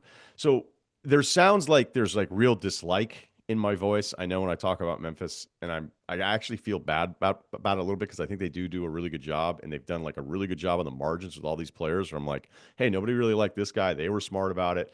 They've Hmm. nailed all these draft picks. Even Pippen Jr. Like that guy's going to play a really long time. I love his toughness, but to come out and just get stomped like that, it should be. However, the rest of the series goes, this should have been some kind of wake up call of like, we might be lying to ourselves down here a little bit about what our ceiling actually is. But they probably won't do anything because Jaws easily the most famous guy in You sports could in talk that era. yourself into well, the coach thing was weird. We don't have Brandon Clark. Jalen Wells got hurt. Let's take a look at this in the Fine. Right. offseason. Edie was turned out to be a great pick. Feeling good there. Great pick. I think he's Well, serviceable. for number 9. For In a where bad they picked draft, him. fine. Yeah. But I'm just trying to do the glass half full Grizzlies case. The question for me is if you're sitting in whatever office talking about let's make a big move, who's out there, whether Memphis would admit it or not, they're not hanging up if you're like, I have this really good offer for John Morant. Can we talk about it? They're not going to be I like, nope. think They're Jaws the kind of guy owners love and will defend forever because he's their attraction. And if you're in Memphis, that's probably as important as, well, I guess they were a 2 seed. So all right. Well, they're 3 guys and they feel a million miles away from OKC. And OKC is still stacking up and they have 3 draft picks this draft. And I mean, you're so far away. I don't know. It'd be a tough exit interview for the group, and we don't know if that coach is coming. I'd heard that maybe they did that Jenkins move because they wanted to lock down that coach because they're afraid they're going to lose him. So maybe he's the coach going forward. I don't know. But anyway, I'm going to probably not watch a lot of that series going forward unless the score is like 100 to 50, and I can get excited that they might double a score. Because But I what don't would think that OKC? Let me ask you this: what would OKC need to do, or is it irrelevant because it's Memphis, for before people start to realize like how special this team is? it's not going to happen until they play Lakers. Um, who for? Oh, it's Clippers, Denver. Probably that series. Probably round two if they're just walloping whoever comes out of that Clippers Denver thing. That's when I think people will be like, holy shit. But yeah, it's not. I just think people aren't going to believe it until they see it against real teams in the playoffs. Um, Knicks Pistons. What is your opinion for why Cade was so bad in that game? I have an opinion, but I'm interested in yours because Cade was bad. Yeah, he was. I think OG makes you work a lot, and I think it kind of slows down the first thing that you're going to do. I thought they were doing a better job bringing him off the ball in some of the regular season games and then coming back to the ball. Mm. It seemed like they kind of abandoned a lot of that stuff. Hey, they were a mess. The 5 second violation to start the fourth quarter, next possession, 24-second violation, turnover, turnover, turnover, campaign of Missed all dunk. people going off. The missed dunk, although Yeah, they got Asar the ball back and scored. made up for it. That was a disaster start of that. It's 21-0 run the whole time. You seem like you have something specific though to the Cade matchup here that you want No, to get you to. said the number one thing I would have said is I. First of all, OG's been awesome for Yeah. 2 months here, and I thought he was really good yesterday. No, I had a big picture point. I don't think home court matters anymore, really, that much, as we saw with like how good the Celtics are on the road, and at home they would just blow these games left and right. And we've seen teams lose game sevens at home over and over again every playoffs. And in general, I just don't think it's not like it was in the 80s, and even if you're like watching Celtic City, like some of those games that even I was lucky enough to be at, the crowds were different. The crowds were on top of you. You had the people on the bench. They had people sitting in the rows behind them, just screaming at them the whole game. There was like an intimidation factor that I think is just not there anymore. I think it's just more benevolent to be on the road, just in general. It's easier to fly to a game. Your private jets. You're staying in nice hotels. There's just things that are more in your favor if you're the road team. I think the Knicks still have a home court advantage. I thought the Pistons got rattled when that 21-0, as that was happening. It was a thing that you don't really see that often anymore. A younger team getting affected by the momentum of a game and how much the crowd was into it. Because I thought the crowd was great. And I knew a bunch of people that were there who said the same thing. But I thought the crowd and the energy of what they had and what some of the players had, and Towns, which that was about as much fun as I've had watching Towns as a two-way guy probably ever. OG Brunson was, Brunson. It seems like he's hurt, then he's not hurt, then he seems hurt again, then he's fine. But Brunson was gutting it out, and everybody won from that game except for Bridges, because Bridges was bad and he was on the bench basically the entire time they brought it back. But if you're Detroit, you're like, fuck, we got this incredible Harris game, right? At 22, what, at halftime? Yeah. We were able to match their energy. Stewart gets hurt at the beginning of the fourth quarter, and they get nothing from Cade, but they still hung around, and then the Knicks just made them look like the young team that wasn't ready to be in an atmosphere like that. That was my takeaway. Yeah, I think all that's really fair. That place is awesome. That's not breaking news, but it really kind of went the way I thought. I thought the third quarter was so impressive from Detroit. Yeah, Winning that one 36-26, I'm going, well, this is not what I expected. Like, I just figured Detroit's going to get reminded that there's levels to this and that New York, even though they had the injuries last year, they're just going to be way more comfortable in these games than Detroit's going to be.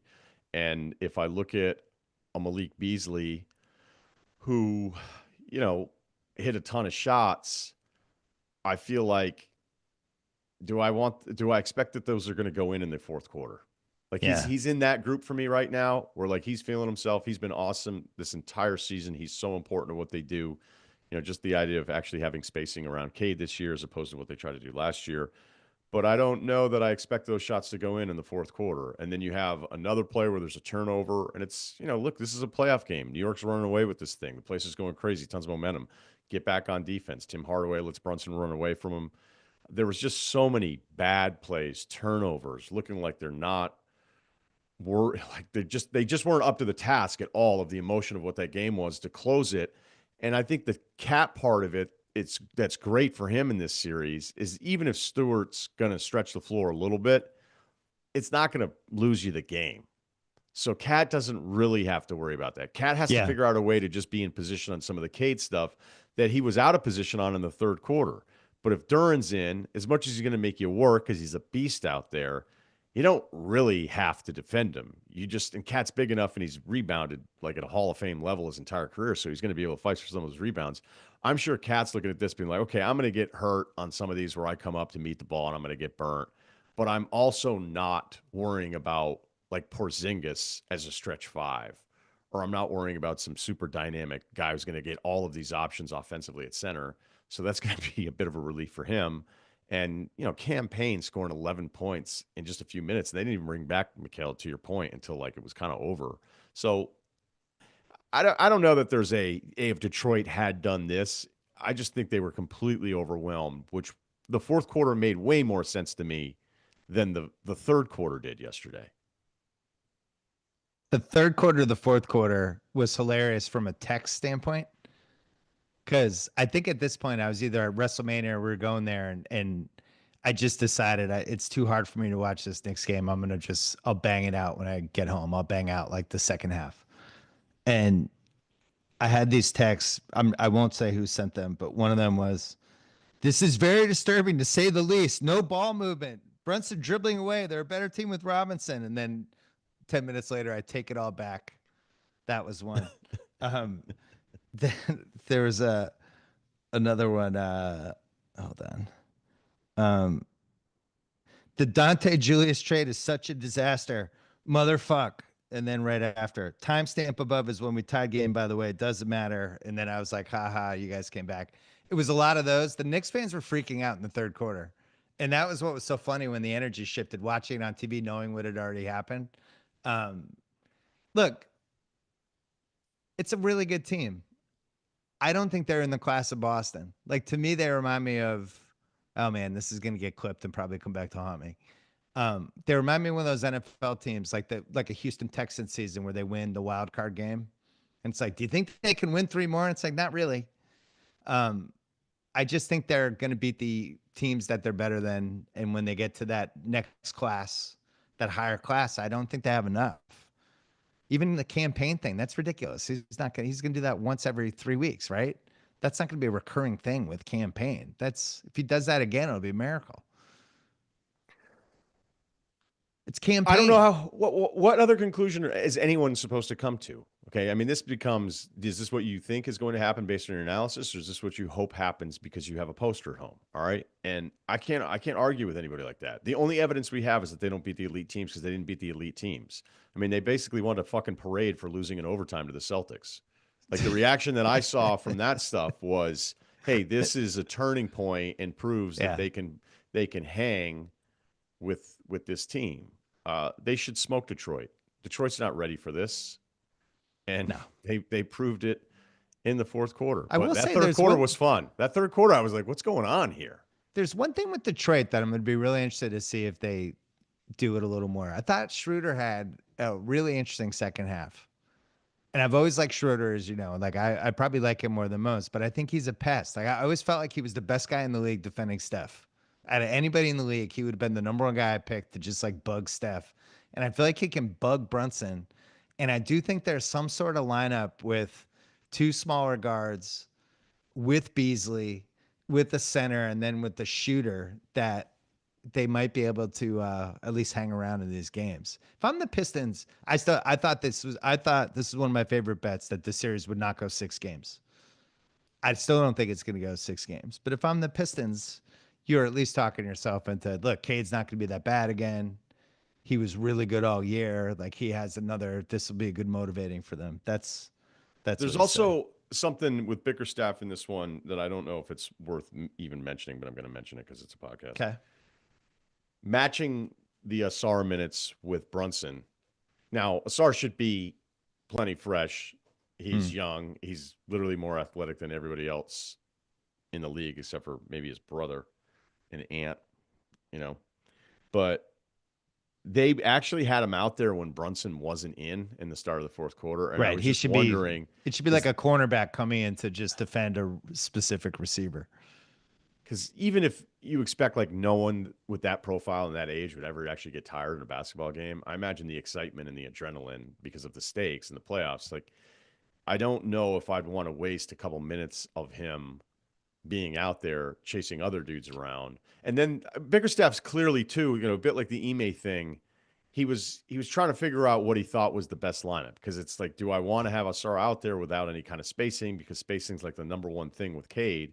I have Yeah. to find a way to get spacing, but then it means defensively, like, does that mean now we've got guys hunting Beasley? We have guys hunting Hardaway. And by the way, if the Pistons get down 2-0 here or it's ugly, if it were ugly at the end of game two, I'm fully expecting like Avs Red Wings type of moment. Like somebody, Beasley is down for something. Schroeder's not afraid to screw around. I don't know if it'd be a Sar. I I don't thought it know would that it'd be happen during Cade. that 21 nothing run. I was waiting for the clothesline or, something like that. And by the way, that also should have been Memphis today. How many baskets can OKC before somebody on you just have to at least contest a layup for God's sakes. It's pretty brutal. I'm not doing the old guy. Back in my day, we would have clotheslined, blah, blah, blah. Well, the But problem is, just is hit somebody. When Memphis, there was one miss on that Jalen Williams dunk, not the one where he dunked on everybody. I think that was a little later. There was one earlier one where outside of, I think it was Pippen or Bain missed the shot and he was deep in the paint. And then I looked at where everybody was in transition and all four other Memphis players were feet below the free throw line. Like a couple were on the baseline, all four weren't on the baseline. So they didn't even have anybody positioned to do anything. Yeah. It was Jalen Williams was gone. I think you're right about game two. They're going to definitely muck it up. That would be my Detroit. That would be my guess. We are going to get a way more physical game. And we'll see the Bridges piece of it, which has been up and down all year, and we've talked about it a bunch of times. But he I just want finished to. better. He definitely finished better, man. He I did no felt during I the felt season, great about him as the season went on. but it was a storyline. Is my point. It was discussed on and off during the season. I just want to shout out one thing that Thompson does. I think he's the number one guy. If I'm inbounding the ball and I'm a point guard and I just have to dribble 50 feet to set up my offense, I think he's the number one guy I wouldn't want to see in front of me. There's something about what he does with cutting the angles off to the guy, like pushing them toward the sidelines, but being able to move his feet with his hands up. I've never seen anybody. I can't think of anybody who's been better. Maybe I have to go Alvin back to Robinson? I don't remember that one. You even go way back for me. Pippen used to do that. Remember when Pippen and Jordan would do this sometimes? So they'd be like, "Hey, let's just go get the ball," and they would just like defend. They would defend 94 feet, and people like literally couldn't dribble the ball up to midcourt. He is so terrifying. But I think for the Pistons, like putting those miles on Brunson, where he's just like actually working just to get the ball 60 feet, like it's a real thing. So I bet they do that more. Well, that play where Brunson freaked out and got mad and started clapping at the ref, Yeah. Asar had position on him. He just Yeah. rode him right out of bounds. And maybe if I had said Alvin Robertson, you would have remembered. Alvin had a good fight with Shaq. Remember that one? Yeah, I don't know why I used David Robinson's last name, but Spurs getting older. It's fine. Late. We're getting old. Cavs Heat. Is there anything you need to see from Cleveland this series? Man, more Ty Jerome. 20 of 28 points. He. How many games has he done this? Like 20, where he Probably just 4, completely but takes it's been over a fun. game, huh? 6. It's not 20. You think it's No, where 20? he just takes over like a 4 minute stretch of a game. Uh, I'm the not saying Orlando to the game was fourth off the quarter. charts. Right. This felt like a lot. I mean, he just comes in. We First scored of all, 17 points in 5 minutes. Mitchell and Garland are taking turns, so that's all Yeah. working. So there was never like that lull. And then if you're Miami and you're fighting, you're trying so hard. Like you have no chance in the playoffs with the construction of this team.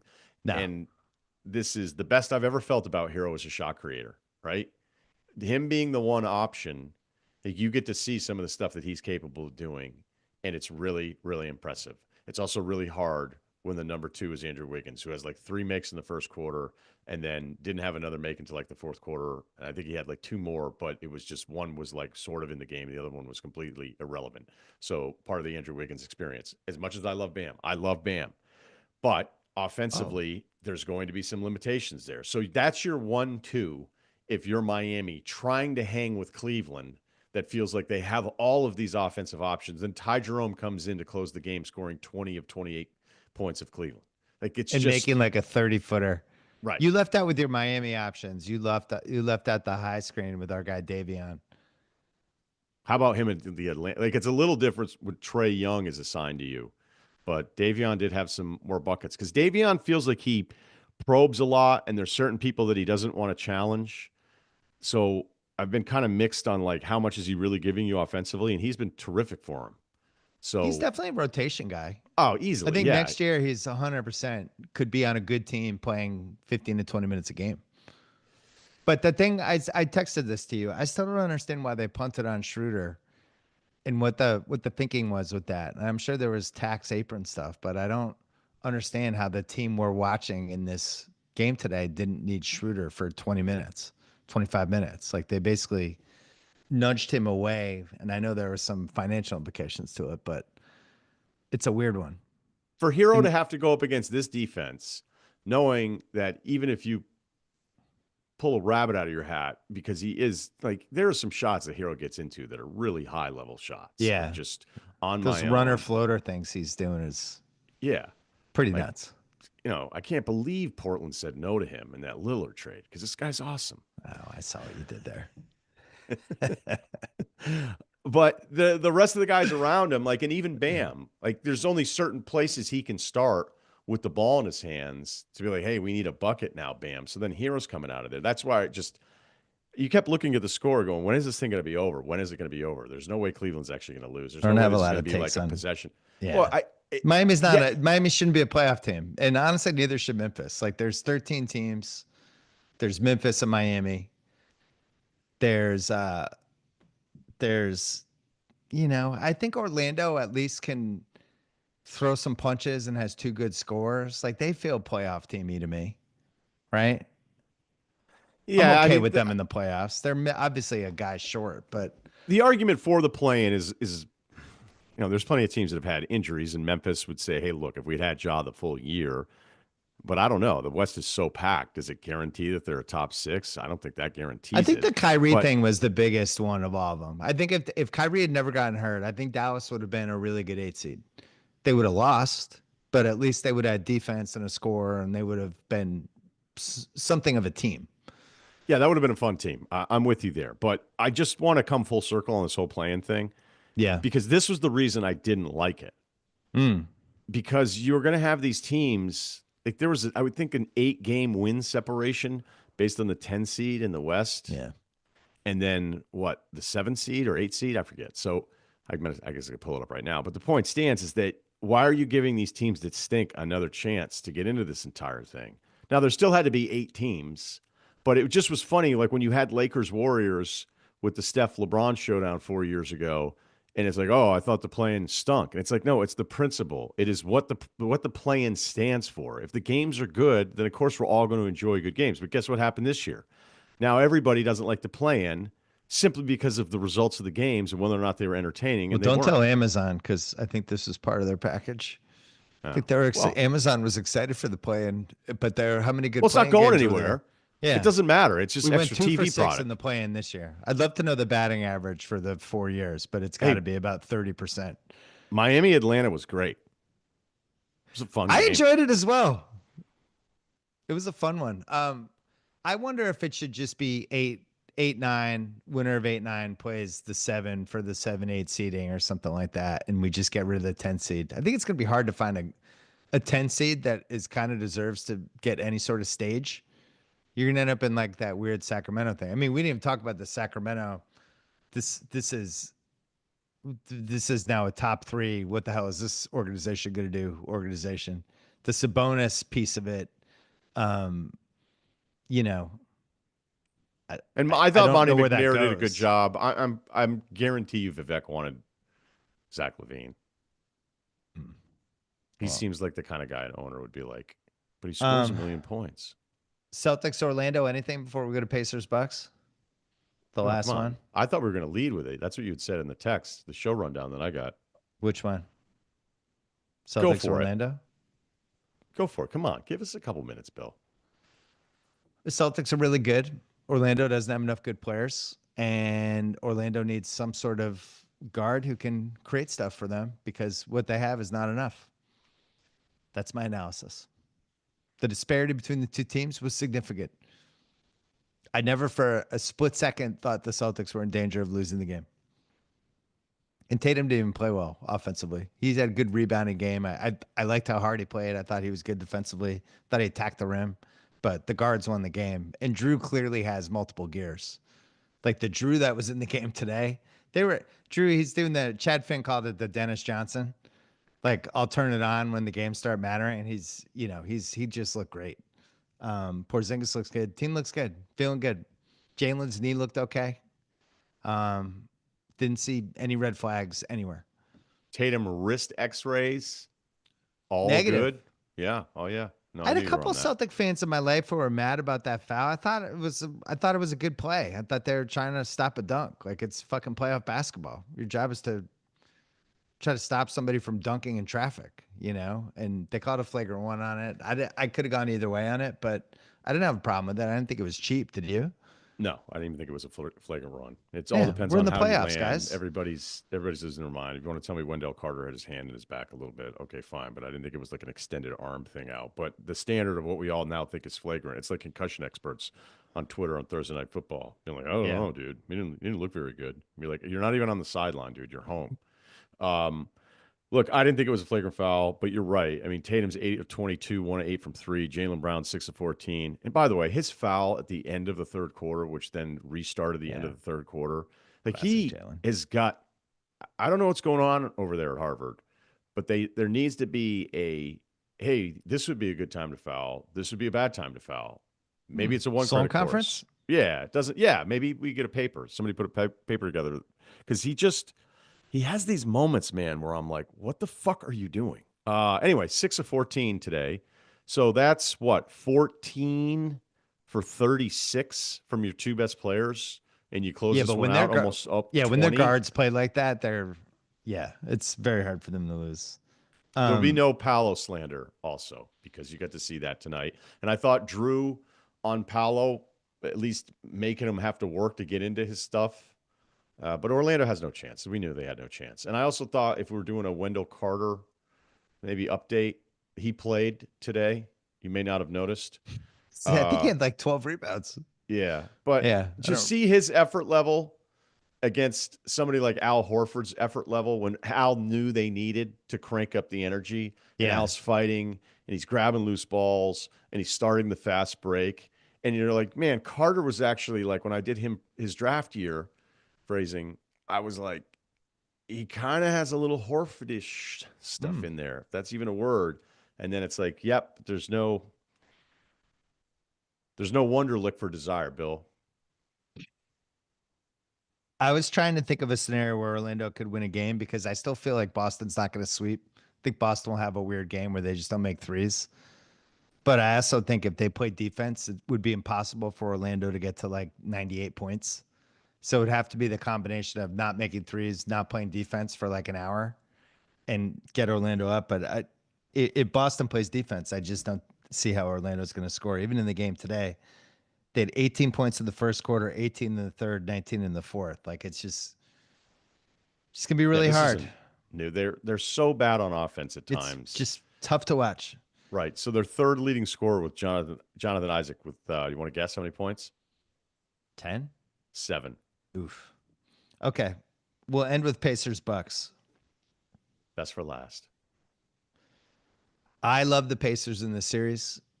I thought the single best bet on FanDuel heading into the playoffs was Pacers win game one, Pacers win the series was I think plus 138, something like that. Look at you. The Bucks looked horrible. Dame didn't play. There was this weird Dame's back. I think people thought he was gonna be back for game one just because of the way the announcement came out. And Well, they even said if he he was off the medication, so yeah. because he But was even if he off. It's like, comes back, he's not gonna be in game shape. The Pacers love to pressure the ball full court. Like I just think there's so many things wrong, and then you move into well, what has to happen for the Bucks to win the series? Well, Kevin Porter needs to really come through. It's like, well, he wasn't on the team 2 months ago, so I'm not. If it's okay, I'm not going to count on that. Um, and just like penciling Giannis for 38 and 20 every game, I still don't think they're winning the series, and I also think the Pacers are good. I think Pacers Cleveland is going to be a really really good series, but the big question is is the clock going to start on Giannis? That's going to be the ESPN topic tomorrow, especially if they fall down 2-0. What happens to Giannis? Where is he going to go? Like, and this is we said all this before the playoffs, yeah, but we and can't now do we're that in to the it. Bucks. You can't do that to the Bucks after one game. There can't be a Giannis. Where's he going to go after one fucking playoff game? It was starting on Saturday after that game. Where It was though? bad.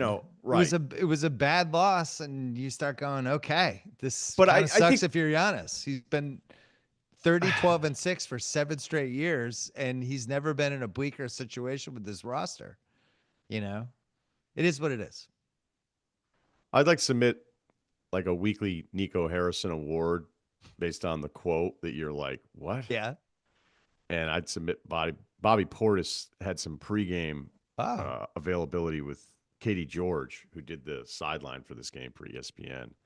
And she was saying, Bobby, he's been around here a long time. And he said that this Bucks team is the best version of any of the teams that he's been on. And I expected, like, except for the the team team that that won won the an NBA. title. Yeah. And no, Bill, not so fast. He said, even that team. He did an even that team for the team Yeah. that won the title. Wow. The 22 team was better. The 22 team was really good. If Middleton had been healthy, who knows? You Grant know, Williams, 6 threes. Rushmore. Start talking about it. Not the movie.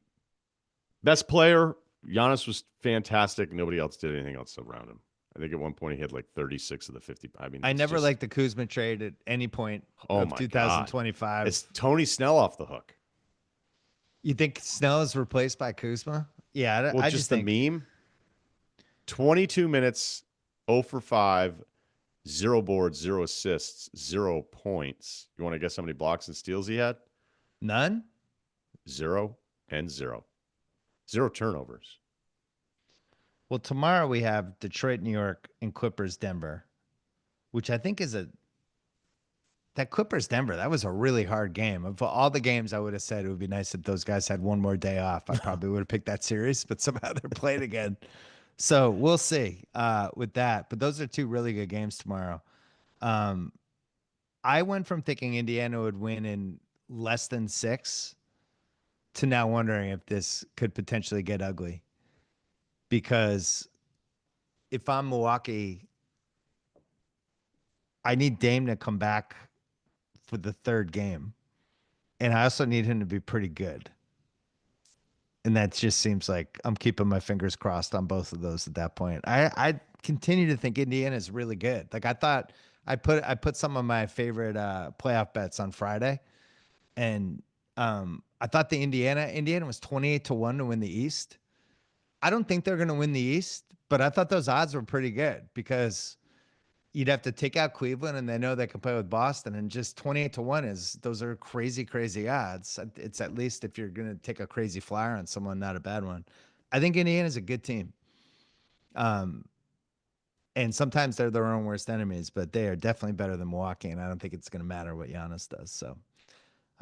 So we try not to overreact to game one, but that game confirmed everything I thought heading into the series that Indiana just has a better basketball team. Yeah, no breaking news there. I mean, you expect a little bit more out of Kuzma. Torian Prince also had Anything? 0. Kuzma But versus Porter, who had a worse weekend? I mean, it was just an absolute donut from everybody, other than AJ Green hitting a few threes and Kevin Porter Jr. getting to the free throw line. Uh, it's Giannis owns any of the numbers that you would look at is like, hey, what has he done against Siakam? All right, he's done this. What has he done against Turner? Okay, he's done this, and he owns these dudes. But he's playing point guard now. I mean, you want to talk about a dude out there by himself. You know, this is some people were calling it the John Popper of the NBA, and I don't know if that's fair to the guys in Blues Traveler, but He's had a good run. It's tough when a basketball player hits the point where you can give them the best possible stat line for the game and also say their team's still going to lose. Yeah, like no chance. Like game two, Giannis, 42, 20, 7 assists. Do they win? And I'd be like, probably not. That's where it gets tough. I know how you were talking about just all the nonsense, but we have to be, because we're guilty of it too, but we don't do it, but we're guilty of referencing it. And I know I am, and sometimes I try to stop myself from doing it, but sometimes you can't, right? Because you just see so much of it. But just like there's a whole anti-Curry camp, right? And they argue these points. There's a lot of anti-Tatum people, and Yeah, it's a weird one. it's very strange. And like today would be another example of like, oh, once again, Tatum needs to be bailed out of like a bad playoff I heard performance. from a Laker fan today who mailed me his box who were like, yo, your boy. Yeah, don't Like understand 14 rebounds. that. Yeah, well, you gave up 40 open threes last night, buddy. Uh, so all of that exists. So all of the Giannis stuff exists, but until I would see like whether it was you thinking you've heard something or a Windhorse or Shams, like there's somebody that really mattered that kind of like brought it out on a radar where it was justifiable. I know that it's being talked about, but a lot of stuff that's talked about, it's just like, okay, but who are the people that are actually talking about this stuff, even if it's being discussed all of the time? Yeah. And there was a really funny one because I would put this in the category of like something that I've read, and I forget who wrote it, but I was reading a bunch of the playoff previews, and the person made the argument that was like, I like the Bucks in this series if Dame doesn't come back. I'm like, God. Oh, And after this game, good zag. right after this game, I'm thinking, all right, well, whatever you think the low end of the Dame experience is, at least there's another score out there that also balances out the court, and it's Yeah. some outlet that's better than Gives you a all of these safety net if dudes. Kyle Right, Kuzma right. does the 0-0-0 across the board. So I went to WrestleMania in and out yesterday. How'd that go? Did you drive car service? No, I was able to somebody I knew was going in and out same day. Ah, Yeah. very Um nice. and at one point was sitting with Dana White was like 4 seats down with his right-hand guy. Very nice guy. And my son, big UFC fan, and his buddy kind of my son has a way of doing this. All of a sudden is in a conversation with the right-hand guy and got some info on International Fight Week. And there's a fight coming in that week that my son he'll make this face 3 times a year that we always make fun of, where he's been making it since he was a little kid, where he's overwhelmed by something and he's kind of just like legitimate deer in the headlights. And he found out one of the fights and made the deer in the headlights face. But I'm not gonna say it because I don't want to betray the confidence. But let's just say my son is now demanding we go to International Fight Week. By the way, how does your son handle, I would say over the years, the access of your friend group and, some celebrity? Yeah. Let's not pretend. How Okay. does he handle himself? He's great. I'm He's done a always good, handshake, eye contact. Kind of knows when to move in and out of the combo. not annoying? No, not annoying. Low usage rate. Huh. He'll space the floor.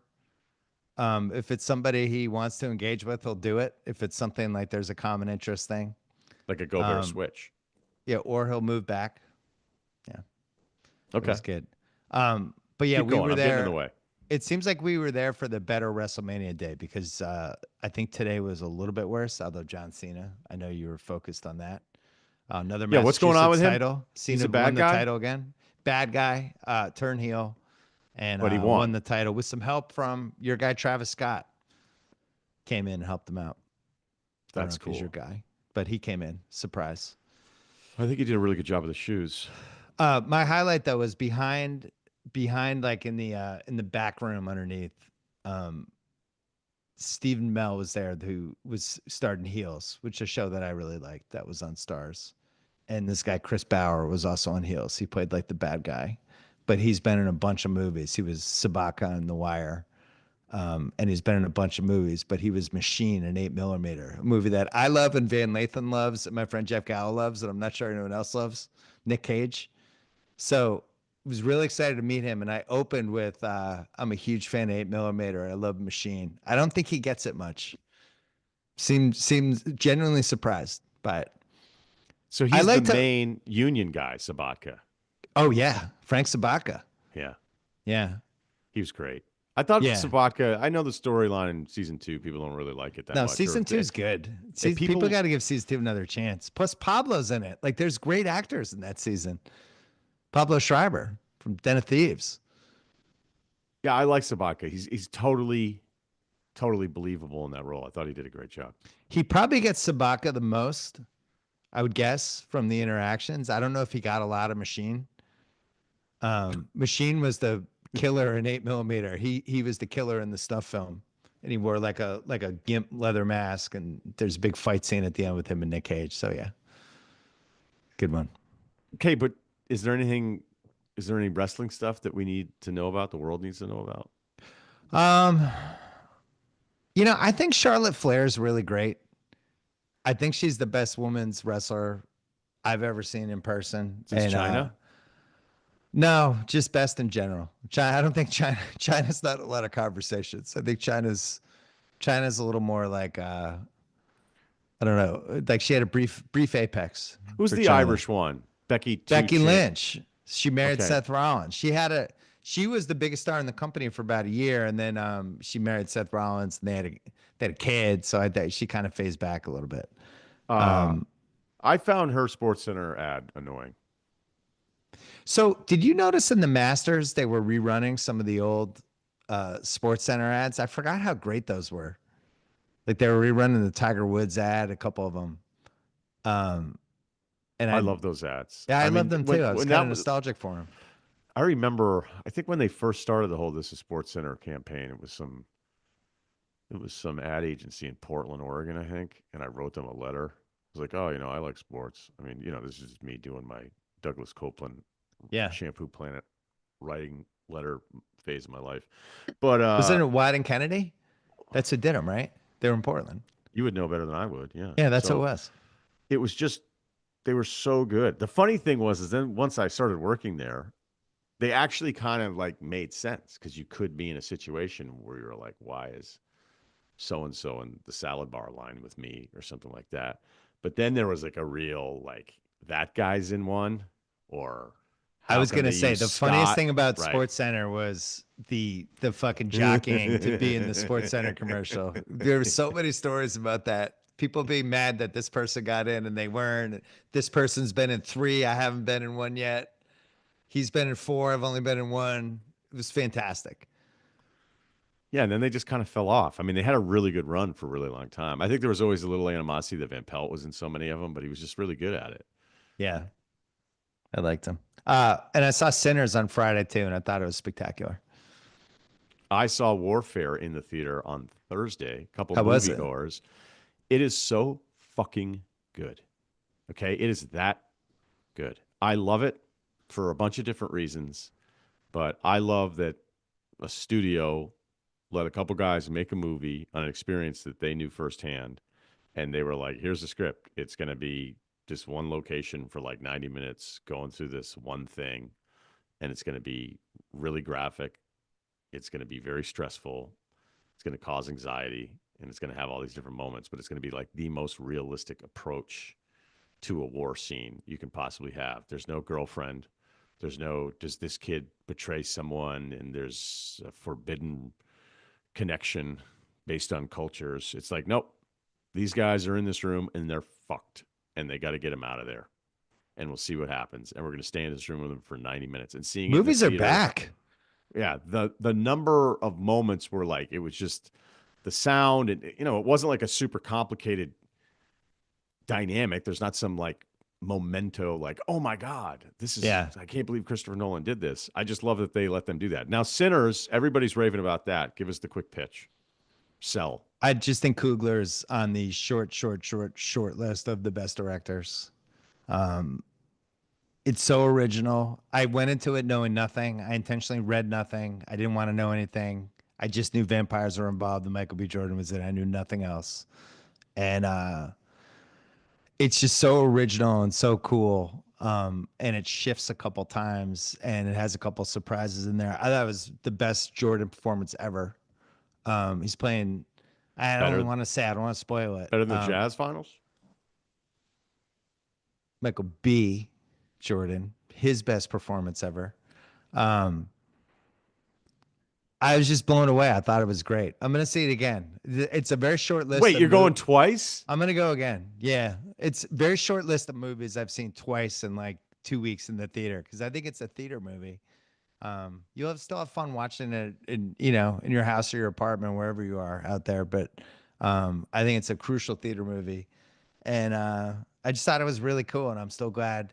I felt the same way. I remember walking out of Once Upon a Time in Hollywood, same way. You're just like, man, that was just so original and so cool and so well casted, and everybody was so good, and I just had a great time. So anyway, I loved it, and it seems like it's doing well, which is nice. So movies, not dead yet. No, go to the theater, kids. And you're still Bring a in on The date. Office, What are you talking about? right? You're still not The Office, the studio. Yeah. There's a couple episodes. One episode I Dipped a little. Yeah, it's a little yeah, erratic. yeah. But it's really well done. So Yeah. I've enjoyed that part of it. I like your Trying to Friends and think. Neighbors too. I've enjoyed that. And Friends I and really Neighbors. enjoyed 1923. I thought it was another strong season. I really liked the Sheridan universe. I have not watched Mobland yet, By the but I've way, heard decent things. yeah, I'm just about to start that one. May even do it tonight as I wind down for the adrenaline rush of this podcast. But This YouTube uh live. Warfare, I think I forgot I was live like 45 minutes ago. Warfare, Cosmo Jarvis, the Yeah. lead in Shogun. When's the IPO and what is the limit? Because I think Cosmo Jarvis might be next. Speaking of ESPN magazine covers. Cosmo Jarvis. Yeah. Make the case. Shogun, I wasn't 100% sure. Like, he was great. I love Shogun. It was awesome. I was surprised even how much I loved it. Maybe I shouldn't have been, history guy, ninjas, pretty much checks everything I need.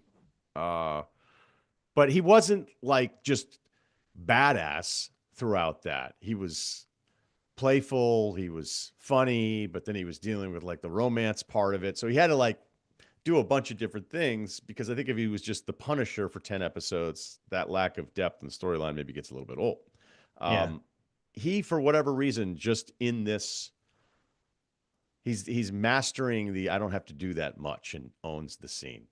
Ah. Yeah. So Are you excited for the Damon Affleck movie? Rip. which one is it? It's called Rip. I think it's called Rip Torn? It's a heist movie Yeah, of course I am. coming out in the fall. Where does it take place? And then Accountant 2, Affleck and Bernthal. A lot of good stuff coming out. All right. So we're going to wrap up. You have 2 more podcasts this week, Tuesday, Thursday. What's the number one thing you're most excited about for the playoffs this week? Oh, it's Clippers. It's Clippers Nuggets game Me too. I can't wait. Me too. You know what's sad? We were far too aligned tonight, by the way. God. That happens sometimes. You know what's sad though? The Magic weren't quite good enough today to pull in Cerruti for like 4 minutes. That was like the bar. It's like, can the Magic be good enough that it's like, hey, there's something to pull Cerruti, and it just wasn't there. And I think deep down he knows it too. Anybody that's watched them, post Suggs, I think the only thing that you do is you go, hey, you have a real chance, years moving forward because of Paolo. That's what today was. It was a reminder to Magic fans that already know that, and it's, I think, a necessary reminder because I'm sure Paolo wasn't exactly a guy a ton of people were watching on League Pass. Paolo, Franz, Suggs, some cap space potentially, some moves to potentially make. Man. Franz is starting to feel like a recalibration nominee. Oh no! Adjusted ceilings. Man, he was so good for that 3 weeks before he got hurt. For the oblique virus caught him. If we let Cerruti in right now, he would just start to say, "Oh, okay." We can't. Oh, it'll be another 10 minutes. Yeah. We got to wrap up. The shot hitch is terrifying. He said it's terrifying. It is. Yeah. He didn't have it in November. Cerruti tells the truth, man. Um, how fired up are you for the draft on a scale of 1 to 10? NFL draft. Yeah, I'm always pretty excited, but I'm getting selfish as I get a little bit older. That's just a lot of stuff going on. I'm an 8. In fact, I'm Okay. not going to Clippers game 3. Gave away my ticket already. I would rather watch Denver Clippers than watch like with the draft. The Pats have the 4th pick. I'm not. I'm just not. I can't juggle it. Plus, they might trade back up until the. I'm not missing it. It's too important. Are you thrilled that Belichick doesn't have the pick just so he could not use it? And then he's like, we got a 28 from who? Cleveland? I'm kind of shocked how embedded I've been in the mock draft stuff. I even cold called McShay on Friday. We finally crossed that line. I just called him on a Friday. You just night. called him. Yeah. Just called him. I wanted to talk about the Giants at 3. I just was like, fuck it, I'm calling McShay. McShay like called me. 7:30 Friday night. He's like, there's something in my contract. He's like, the number, length, hours, shows. He's like, all this makes sense. He's like, there's something he said that Bill gets 7 emergency phone calls per Simmons 12 can just months. call me on a Friday night out of nowhere. Right. Yeah, I had some thoughts. He has good intel. Fun person to talk to. I'm glad you brought him into my life. He's here in LA this week. We're gonna be doing stuff with him here, doing draft stuff. Flew here. Yeah. He has a lot. The number of it gets different. Again, he's not the reporter or whatever, but he talks to everyone. Yeah. So those phone calls with him are far more valuable than I think even he can provide. I think he's been. I know I'm biased, but I think he's been absolutely lights out with the draft this year. I've loved the newsletter. I've loved the podcast. The intel's good. I trust his mock draft stuff. I like our ringer draft guys too. Like, I just feel like, as you know, I don't watch a ton of college football, and I'm diving into this and trying to grab all these opinions and get a feel for the tiers of the draft, all that stuff. But it's a pretty interesting draft. This Genty could go to the right team, and it sounds like he could just be incredible right away, or he could be trapped behind some shit offensive line. But it really does. It is fun when these running backs can come in right away and be like one of the 4 or 5 best guys in the league coming out of the gate out of nowhere. There's, my thing with the Pats, and I'll probably say this 5 more times on the pod this week, but like if you have the 4th pick, I feel like you have to get a blue chipper. You just have to. It's too high of a pick. You can't be like, we like this left tackle. He has a chance to be the 17th best left tackle in the league. Like, I need to get somebody who's like an impact fucking dude. And we'll see what happens. Need the Giants to make a mistake, basically. Anyway, you'll be covering this on Tuesday, on Thursday as well. I'm sure I will be talking about it as well, at least on Tuesday. Russillo, great to see you on this. Yeah, we're going to You're do a going big Friday. recap. Oh, after Yeah, round 1. yeah, Okay. Yeah. Good to see you on this YouTube live. Thanks to Cerruti and Gahau as well. Thanks to everybody who watched and threw some stuff in the chat. I kept going in there to try to grab some stuff, but it was like scrolling fast. It was hard to follow. But we will see you in a couple days.